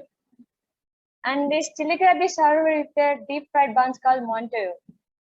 There are 2 different styles of cooking crabs in Singapore, with a sweet, spicy tomato chili sauce or the black pepper ones. Next slide.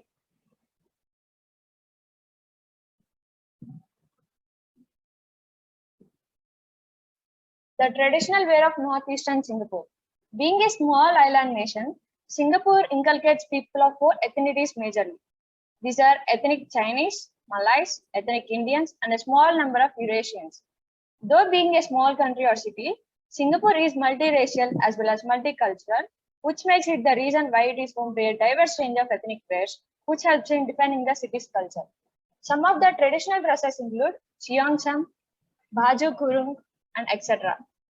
And this is the picture, the single lady picture, and this is the costume of the cheongsam. Now coming to the festival celebrated in the Singapore. Next slide, please. Coming to the festivals celebrated in the Singapore, we have Chinese New Year and the Lantern Festival. Chinese New Year is celebrated on 12th February, and the first day of the Chinese New Year, it is also known as a Spring Festival in Singapore, and it falls majorly on a new moon day. It continues for nearly 14 days on the eve of the New Year's. And during this time, they exchange gifts and give kids a hong bow, which means red envelopes. And also they decorate their homes with red and gold colors. Next slide, please. And coming to the Lantern Festival, it is celebrated on 26th February.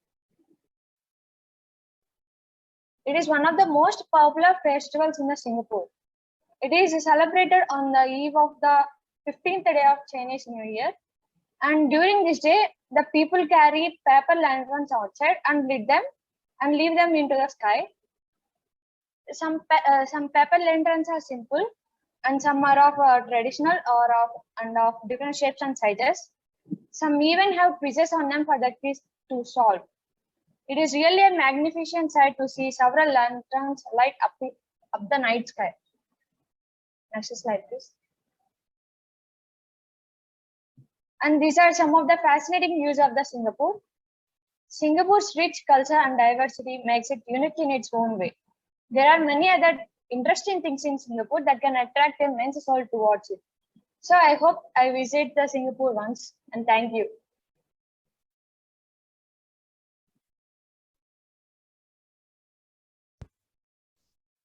Hello everyone, I am Vihari, and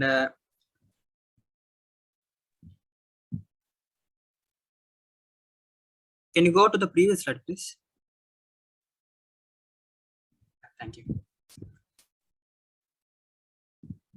I had chosen Central Singapore to share my views. The reason I choose Central Singapore is because of my buddy Sharanya. She helped me with it. So coming to the topic, Central region of Singapore starts from the harbour all the way to the Bishan as the north, Queenstown as the west, and Marine Parade as the east. It takes up 13,150 hectares of land area. The southern islands are also part of Central region of Singapore. There are 11 planning areas inside of the Central region. It is the most tourist attraction place in the whole Singapore. Can you go to the next slide, please? Lantern Festival. Lantern Festival is also known as Spring Lantern Festival, and it is one of the most popular festivals in Singapore. It marks the last day of celebrations of the Chinese New Year, which is the 15th day. On this day, kids carry paper lanterns outside, lit them up, and release it in the sky. Some lanterns are simple and traditional, where some are different shapes and sizes. And what made me attracted to this festival most is, some lanterns even have quizzes on them for the kids to solve. By seeing all those pictures related to this lantern festival, it looked very amazing to me. Next slide, please. Thank you. Hainanese chicken rice. Chicken rice is considered as one of the Singapore's national dishes because of its simplicity, packet chicken on white rice served with soy sauce and chili garlic dip. The recipe and techniques to make chicken rice came to Singapore through a mix of Hainanese and Cantonese cultures. With the Cantonese influence, the recipe evolved to use white cut chickens which are more tender. Next slide, please. The holy place which I wanted to talk about is Kong Meng San for Karksi Monastery. This is the famous Buddhist temple in Singapore, and it is also the largest Buddhist temple. This is also known as Bright Hill Temple. This temple was built in 1921. Originally, the complex household only 2 shrine halls, but in 1947, the monastery expanded rapidly. Today, it suits on more than 800,000 square feet of land, which is nearly equal to 14 football fields. Next slide, please. Baju Kurung and Baju Melayu. Baju Kurung is actually a traditional costume of Malays and traditionally worn by women of Singapore. And Baju means long sleeved shirt, which itself has a raised stiff collar. Baju Kurung is worn to attend weddings, religious ceremonies, and many other functions. Originally, the term Baju Kurung was used to refer to both the men's and women's outfit. However, in modern Malaysia, men's outfit were renamed as Baju Melayu, and the older definition is still maintained in Singapore. Next slide, please. Mr. Lee Kuan Yew. He is widely recognized as the nation's founding father. He was a Singaporean statesman and lawyer who served as the first Prime Minister of Singapore between 1959 and 1990. Mr. Lee co-founded the People's Action Party in 1954. He led his party to its first electoral victory in the 1959 election and was appointed as the first Prime Minister of Singapore. Famous art form I choose is I had chosen is Japin Singapura. Japin Singapura is the Malay national dance. This dance is a spin to the Japin dance of Malaysia. It is said to have been introduced by the people of Middle East. It was popularized in Singapore in the year 1973 and introduced before the colonial days of reason. The popular forms of Japin dances in Singapore features various kinds of physical movements. Dance movements in Japan often mimic the movement of animals and natural world, including fruit bat, tree trunk, and swivel. Next slide, please. Next slide. And coming to my birdie, Sharanya. Me and Sharanya belongs to the same state and same place in India. So most of the time I spoke to her in Telugu only. All these days we shared a lot of things. We talked about movies and stuff, and I got to know that she's a Marvel fan too. Sharanya loves Black Beauty book and she's currently studying arts. She is very friendly, and Sharanya, I didn't get to listen to your Telugu even once. Hope I will get to hear it sometime later. Thank you so much for helping me. It was nice to know you. All the best for your career, and I wish all your dreams come true. Thank you.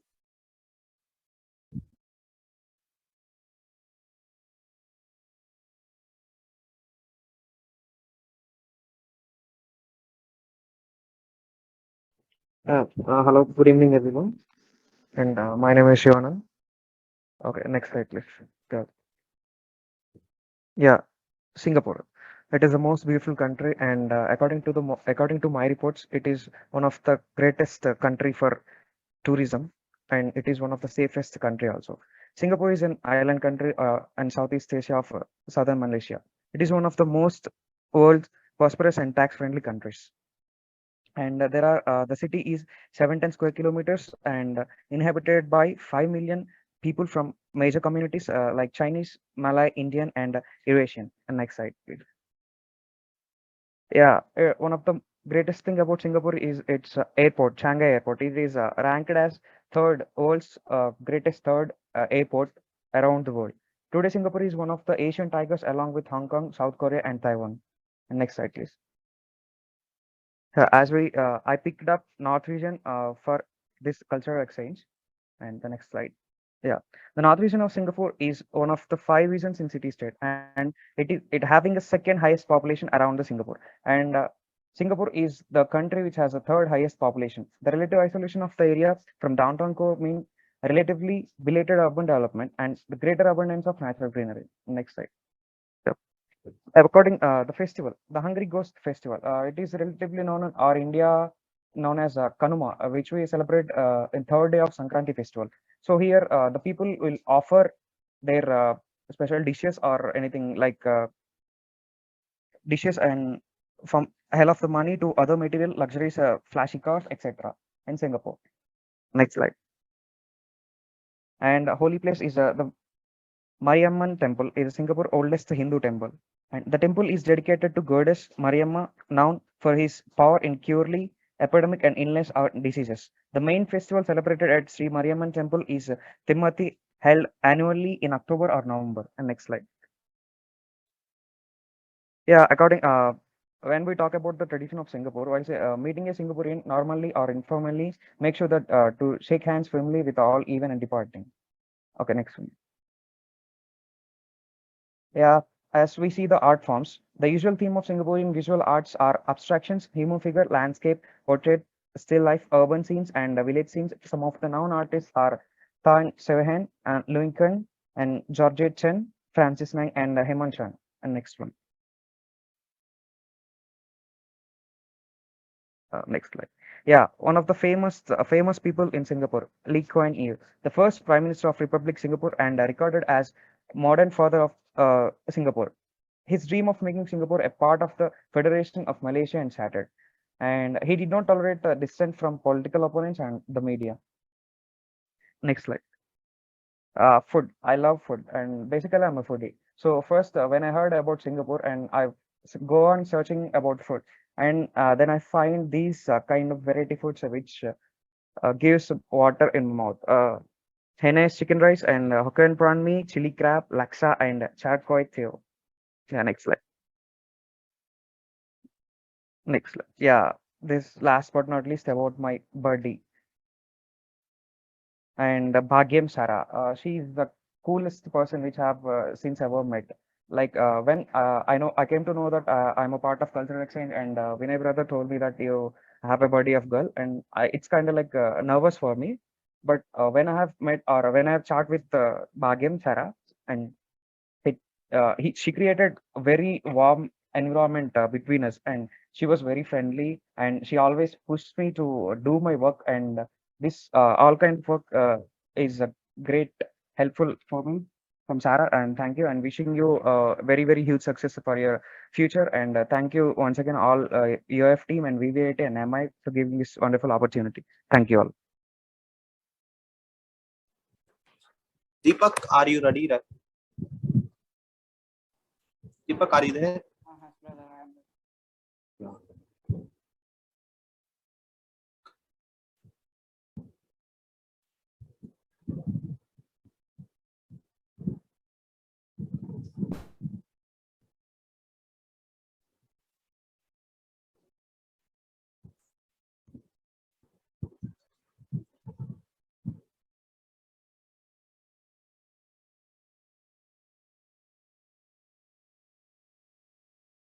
Before that, good evening, everyone. I hope everyone are doing well.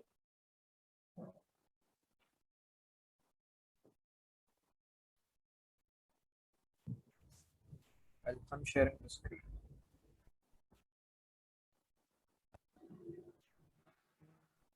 Good evening. I hope everyone are doing well. Here is about my buddy. Her name is Firdaus Mustafa Khan. She is so friendly, and her hobbies are watching Netflix, shopping, and hanging out with her friends. And her goal is to have her own business one day. And I wish to get her goal becomes true. Next slide. I had selected the north region in Singapore. And next slide.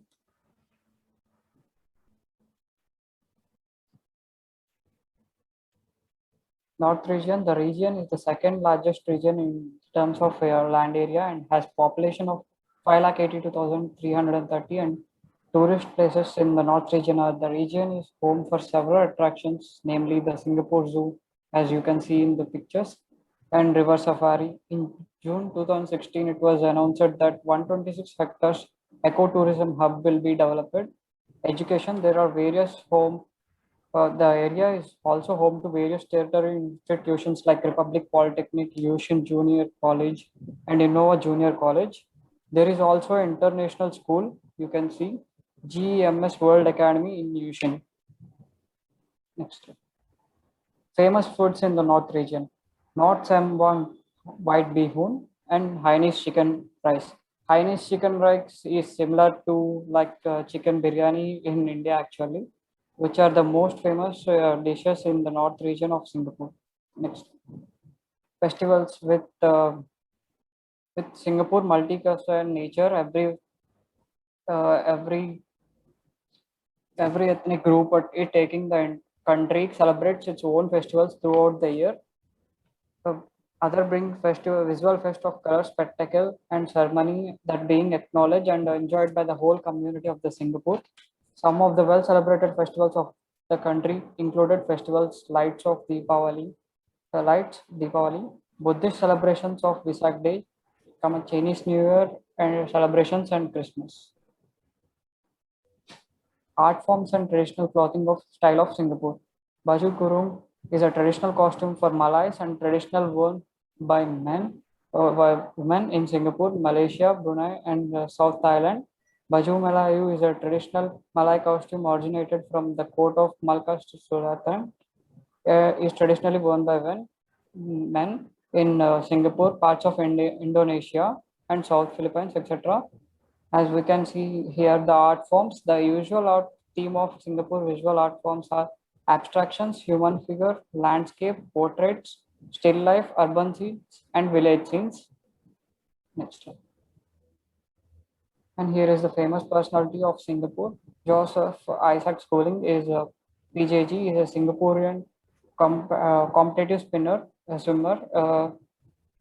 He was the gold medalist in the 100 meters butterfly at the 2016 Olympics, achieving the Singapore's first ever Olympic gold medal. His winning time of 50.39 seconds broke multiple records at national, South Asian, and Asian at the Olympic level. And especially thank you for my buddy and UAF team and MI team. Thank you.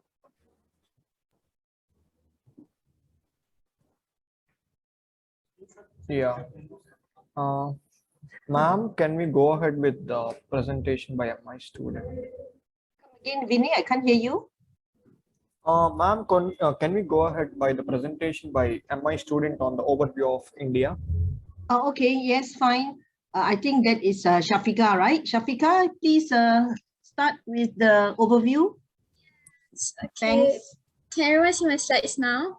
Yeah, you can do a quick one. Thank you. Okay. Hello, everyone. My name is Shafika, and I'll be presenting on the overview of India. Yeah.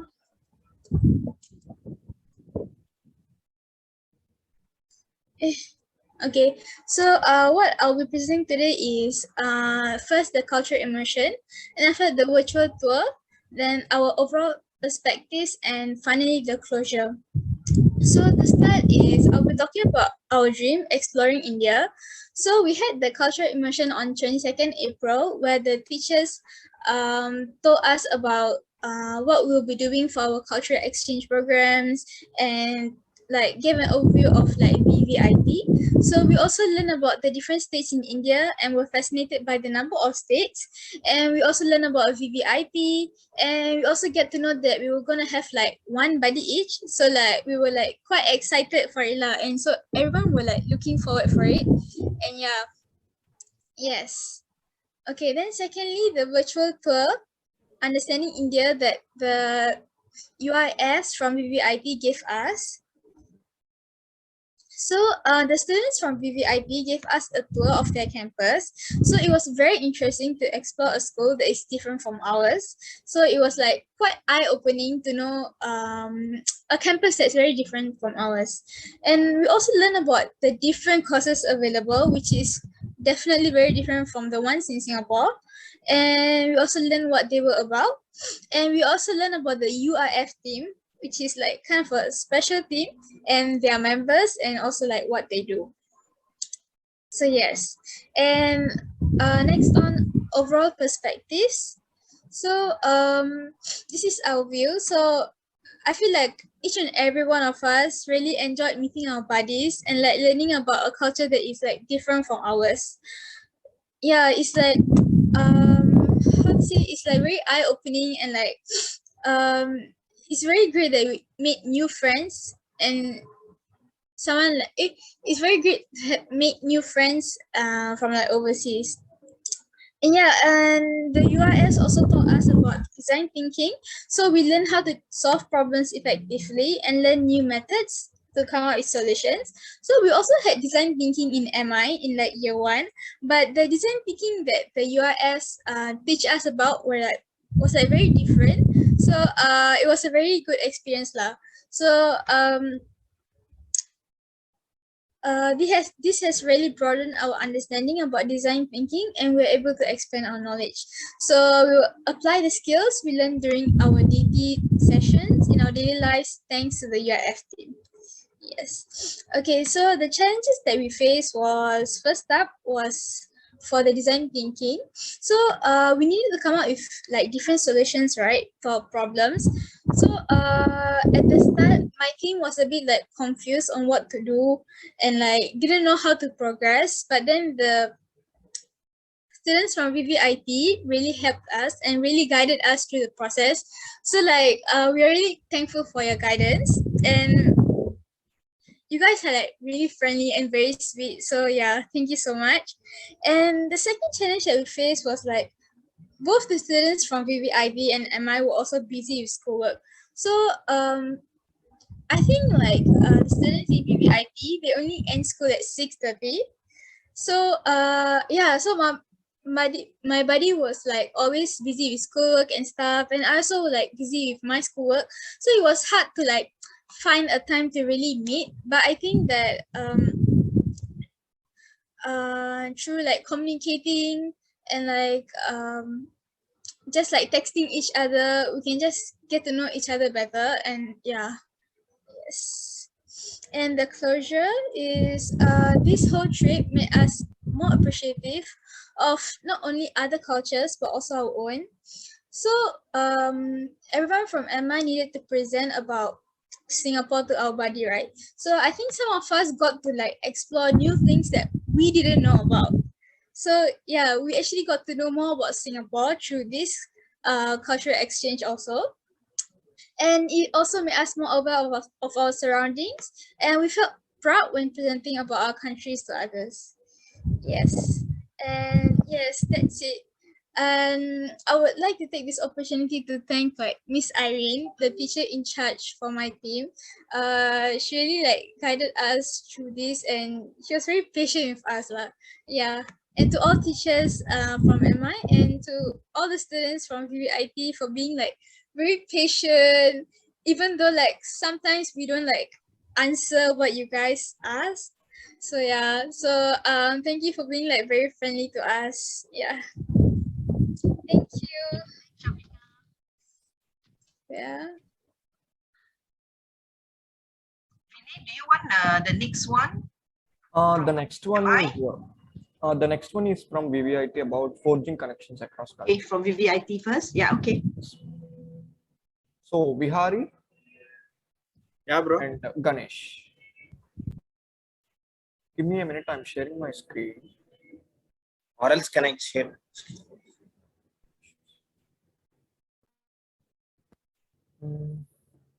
Yep. Can you see my screen? Vihari? Yeah. Okay. Yeah, bro. Yeah.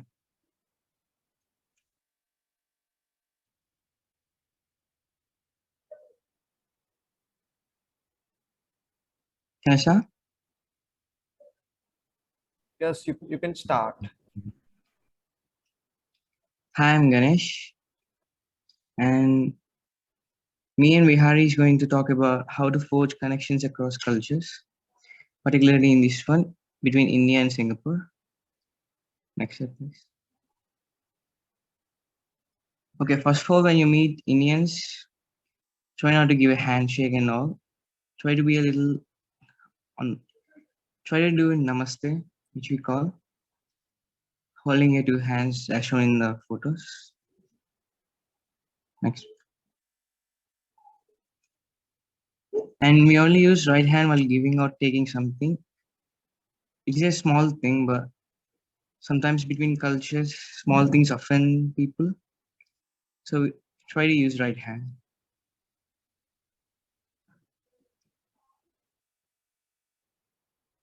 And traditional dresses, as you can see in the photos. India is a diverse.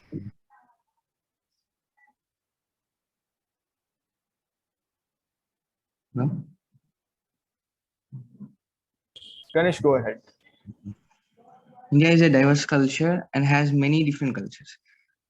And talking about traditional dresses, almost each state has a different type of attire and things. Next slide, please. As you can see, okay. Over the centuries, there has been a fusion of cultures among various religions, people, and you can find India is a secular country. There is no official religion in India, and government doesn't prohibit following any religion as you want. You can have Hinduism, Jainism, Christianity, Sikhs, Islam, Buddhism, almost anything. And as we are so diverse, there is no feeling of differences between. There is a little feeling of differences, but that's where the unity comes in play. There is unity and diversity in India. Like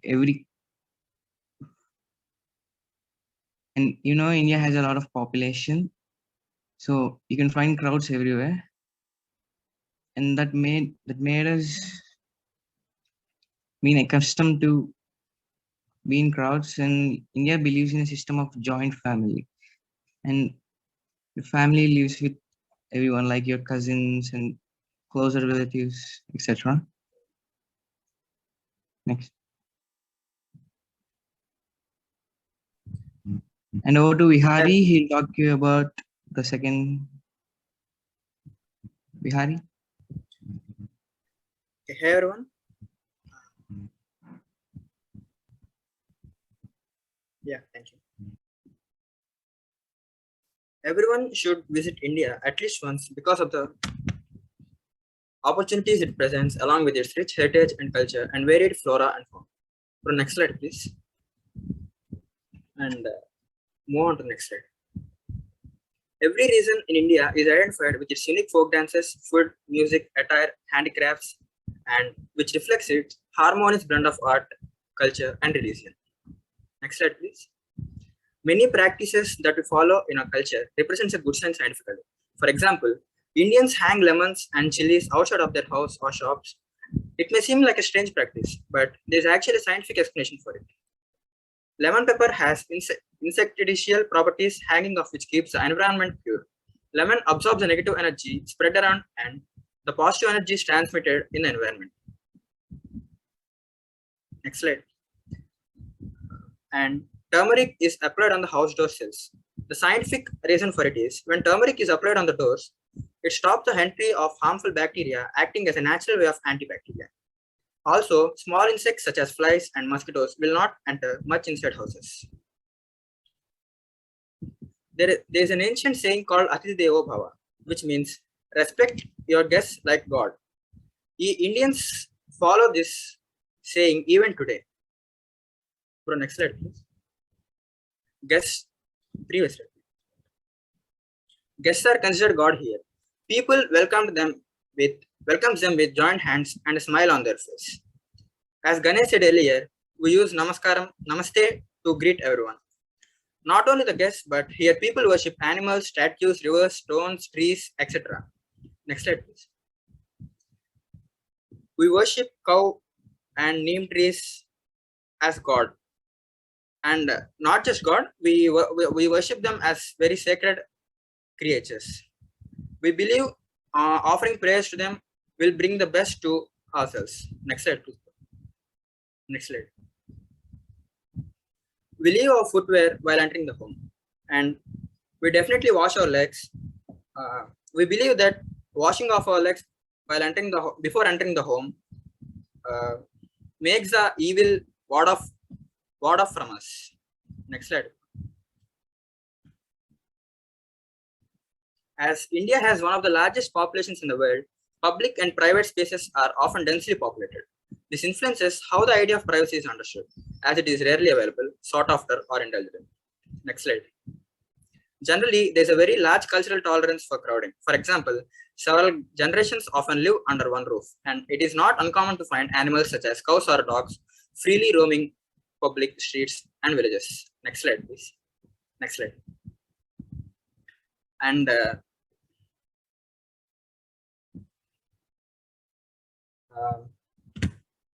Mahatma Gandhi, who we call the father of our nation, said once that a nation's culture resides in the hearts and the soul of its people. Cultural differences should not separate us. I mean, there's a famous quote I would want to share with you.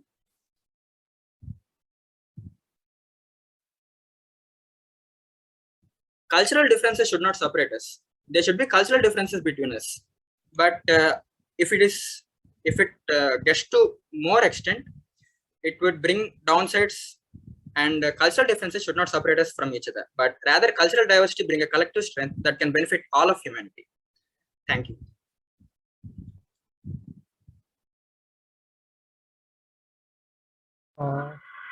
Madam CP, now the student from Singapore can go ahead with his presentation on forging connections across cultures. Brendan, that's yours, Brendan.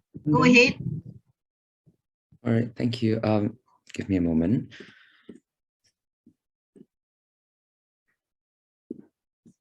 All right, can everyone see my screen? Okay. Yes, Brendan can see, but can you speak louder, Brendan? Oh, is this better? Yeah. All right, thank you. Hello everyone. I know it's been a long evening, so I'll try to make this as interesting as possible, so that we don't get too tired and stuff. So today, representing MI, and today I'll be presenting to you some elements of how we can forge connections across our different cultures. So a few things that I'll explore today will be some similarities between Singapore and India, some of the differences that I've discovered over these past few weeks and in my life, basically, and some of the do's and don'ts that you can exhibit when you come to visit Singapore one day, hopefully. So I picked up 3 distinct similarities between India and Singapore. So first of all would be our innovations and markets. We do have a lot of areas of transformations and progress. And I think India is also one of the world's most fast-growing economies, and it offers a massive market with a wealth of investment opportunities. Similar to Singapore, we continue to preserve our reputation as an established market in Asia, as well as a leading financial center in the world. So yes, it is also to my knowledge that India and Singapore do have a lot of very good and unique innovations. So for example, Singapore is known in the region as the place where a lot of new medical advancements and equipments are being developed. And then in India as well, similarly, anesthesia was actually founded there in the 13th century, and simple things like the number 0 and games like snakes and ladders and chess were actually created in India.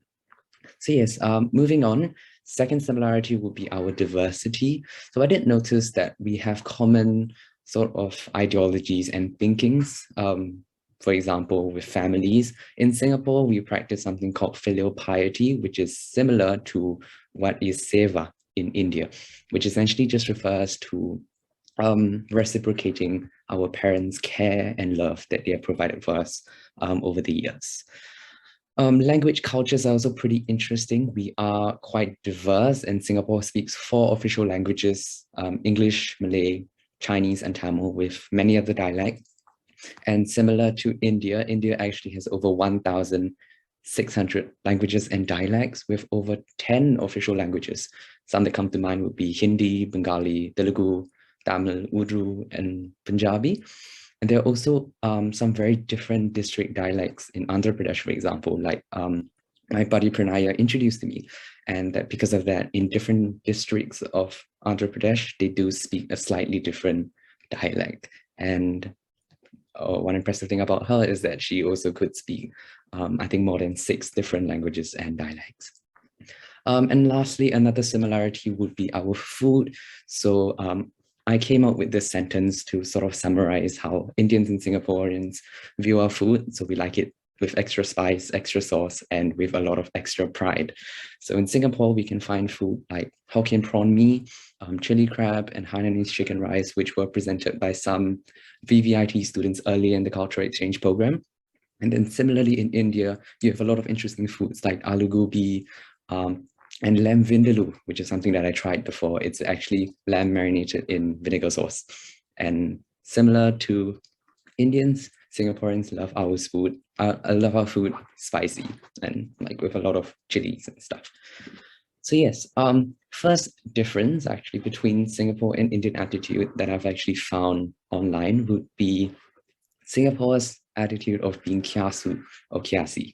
It essentially just means that we are very afraid to lose. We want to go by the rules, go by the book, and we always want to be the best. But something that I found about Indian culture is the leela attitude. So this is actually practiced more in the education sphere and actually cultivates people a sense of playfulness and willingness to defy social norms that is expected and encouraged from childhood. So essentially, you just encourage the person to be who they are and to be proud of that. Another difference that I found would be slight variations in cultural clothing.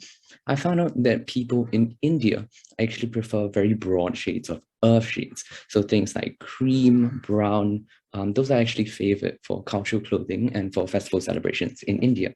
On the contrary, however, people in Singapore love to opt for brighter tones and pastel shades that are actually more common preferences for festivals and celebrations in Singapore.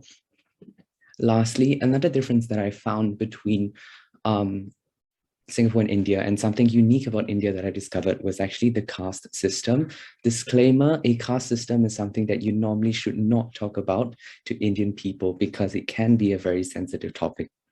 Similarly, in Singapore, I think in India as well, you don't go around asking people for their salaries because these kinds of things are more sensitive information that people might not give up easily. So in Singapore, we see in terms of these differences to be different socioeconomic statuses, while in India will be more of caste systems.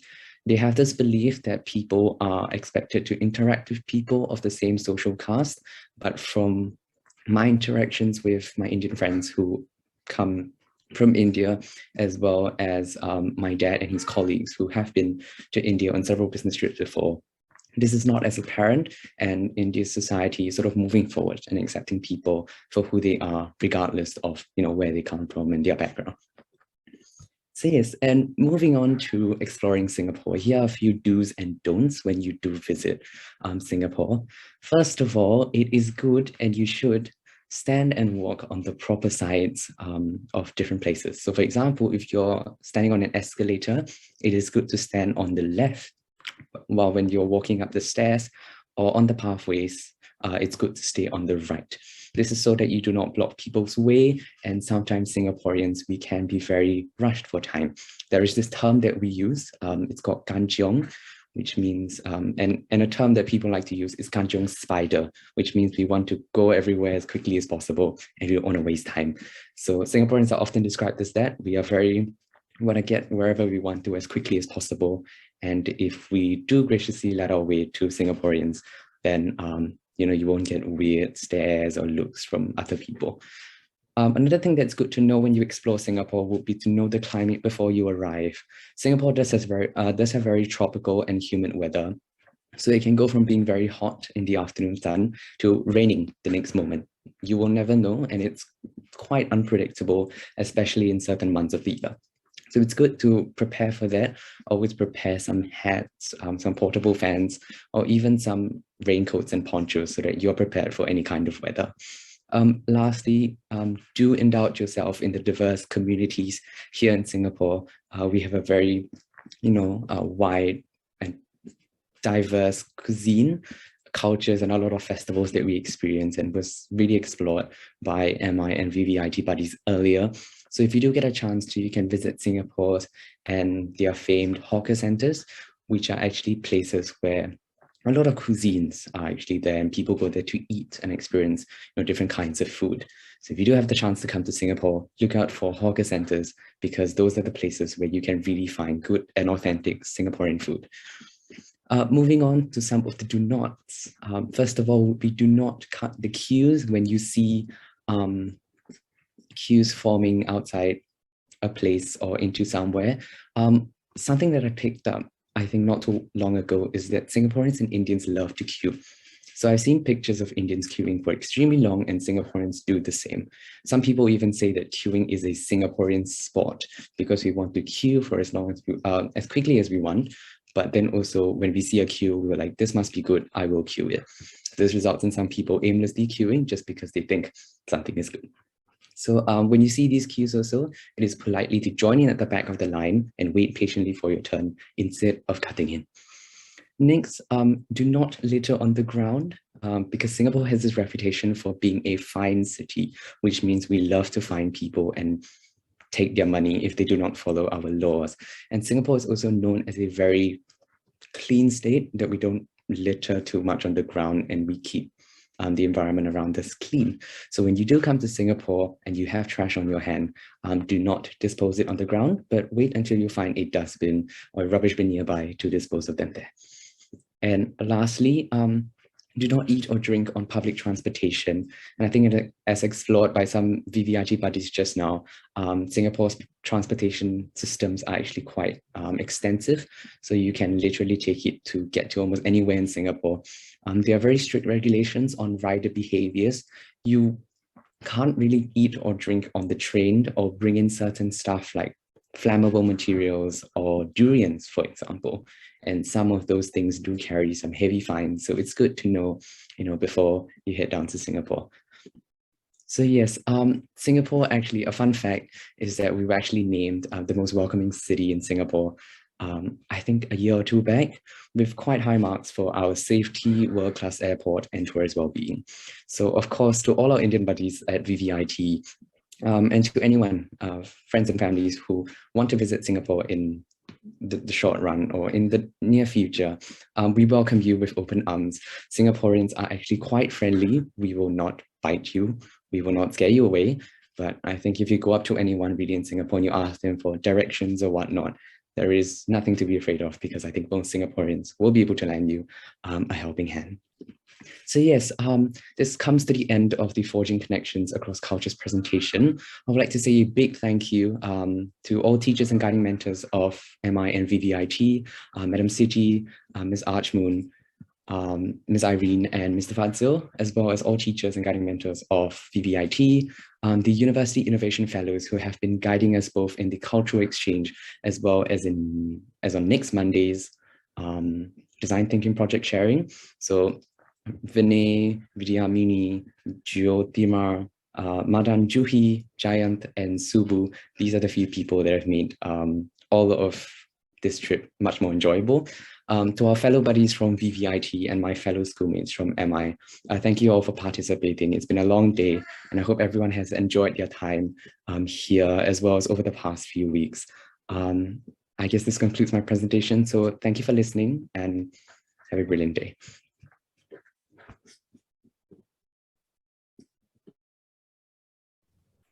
So thank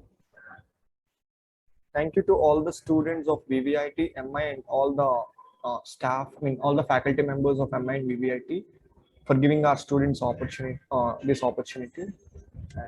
Juhi, would you like to conclude? And we'd really like to express our gratitude for the past several weeks, and the exchange has been going around for around 3 years right now, and we really hope it will continue to become an annual exchange event between our two institutions. And platforms like these give us the opportunity to study the culture, creativity, build both technological exchanges between our countries. In fact, we're bouncing off each other's minds when we are working on design thinking aspects together, right?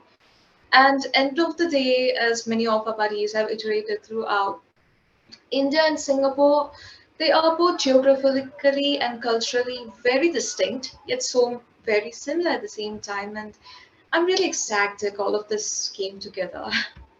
Those are my closing words, Vinay. Can everybody switch on your cameras so that I'll take a screen. Madam Siti, you were about to say something? I agree with you, Joey, and I really like this collaboration, and we hope that it will continue and it will not just stop here. Okay, and yes, I heard the interest in VVIT coming over to Singapore to MI. We will be looking into that, and we'll see how. Okay, right. Thank you very much, all the UIFs and the buddies for helping the MI students. Yeah, thank you. This will not happen without you people. Yeah, thank you so much.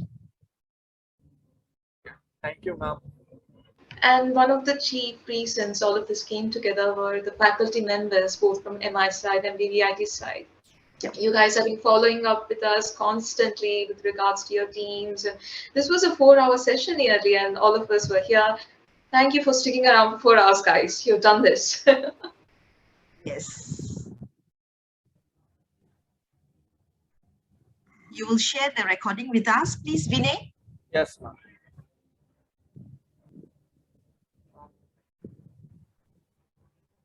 Yeah, the screenshots have been taken. Yeah, are we done? Juhi?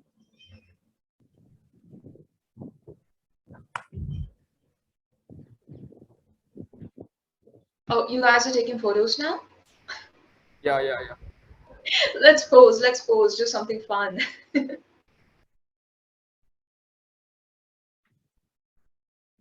I see Mr. Devaji there. Thank you, sir. Thank you, ma'am. It's a good experience. Right, yes. This is another year, like this is, I guess this is the 4th year we are interacting, if I'm not wrong. 18, 19, and then 21 it's online, again 22 it's online, second time online. Yeah. So yeah, even our Mr. Chairman was discussing with me today about our students coming there just around 3 p.m. when I met him an hour ago. So we would definitely work on it and see how we can do. So next time we'll try to see, because now there is a normal condition being restored. We'll try to see that design thinking happens within the campus, so it can be more effective and more interactive, and the learning is like taken for a longer time, like than the online and all that. It's Yes, thank you so much. yes, and I hope our students have kept in their full efforts and Oh, definitely. Yes. Thank you so much. Thank you so much to all of your team, ma'am, Preeti ma'am, and all the team, and David sir and others who always encourage such programs and all. And I'm happy that our UF team invited me today to be part of it and to witness all these presentations and all. And I apologize for my students not having their videos on while giving their presentation. I apologize for that. We understand, yeah. Yes, Thank you, really, thank on you. behalf of MI and Singapore, we really thank you so much. Thank you so much, ma'am. Thank you so much. Yes, ma'am. Okay, Vidi, you're taking a screenshot? Yes, ma'am. Done, ma'am. Done. Okay. Yeah. Great. Thank you all, and I see you again on Monday. Thank you very much, ma'am. Bye. Yes. Bye. Bye. Bye. Thank you for joining Bye. us, Ms. Irene, Ms. Ajmoon, Mr. Fazil. Thank you. Thank you. See you on Monday. Thank you.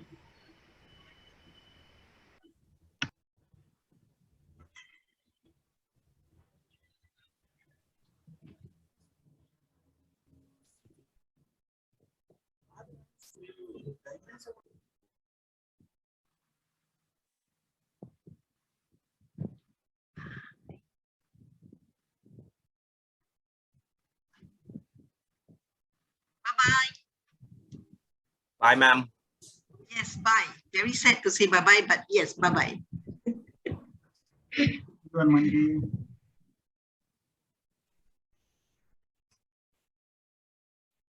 Oh, Juhi ma'am left too. I need to talk. Yeah, ఇప్పుడే వెళ్ళారు. Yeah. Sir. Mr. Fazil? Yes. Sir, there is a small request from us. So, all the 17 students who have participated in this student exchange program, okay, needs to take a 1-minute video about their experience. Okay. We just need a 1-minute video from each of them about their experience, so that we can use it as a testimonial of ourselves. Okay, on the whole entire program. Yes, sir. An individual video from everybody for a minute about their experience. Okay. Sure, and then. And you'll be doing it too, right? Yeah. Yeah. So this video, we will be sending to you. Need it be in any particular format? No, sir. It can be of any format. It is up to the students. They can talk about their experience in any way. Okay. I will convey this to all my students. Yes. No worries. Okay. Maybe we can merge them together and post them on the VVIT channel or something like that. Okay. Yeah. All right. No worries. Do you have any particular deadline that you would like this video to be put together? Any deadlines? I guess maybe if we can keep it around a week, maybe we'll be done by 10 days. Okay, sure. I will inform all of them, because on Monday we will be meeting all 17 at a particular venue where we will conduct the design thinking presentation. So I will use that opportunity to share with them as well. Okay. Okay, no worries. Yes. Right. Okay. Thank you, sir. Okay. So I will thank you so much. If there's nothing else, I'll leave the. Yes, sir. Yes. Oh, that's pretty much it. Okay. All right. Have a good weekend, everyone. Yes. You too. Okay. Bye-bye.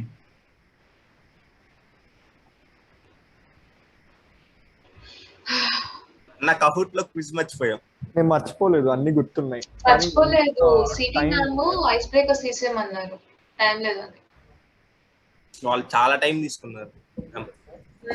Only మన వాళ్ళు. Hello sir. Hi sir. Hi.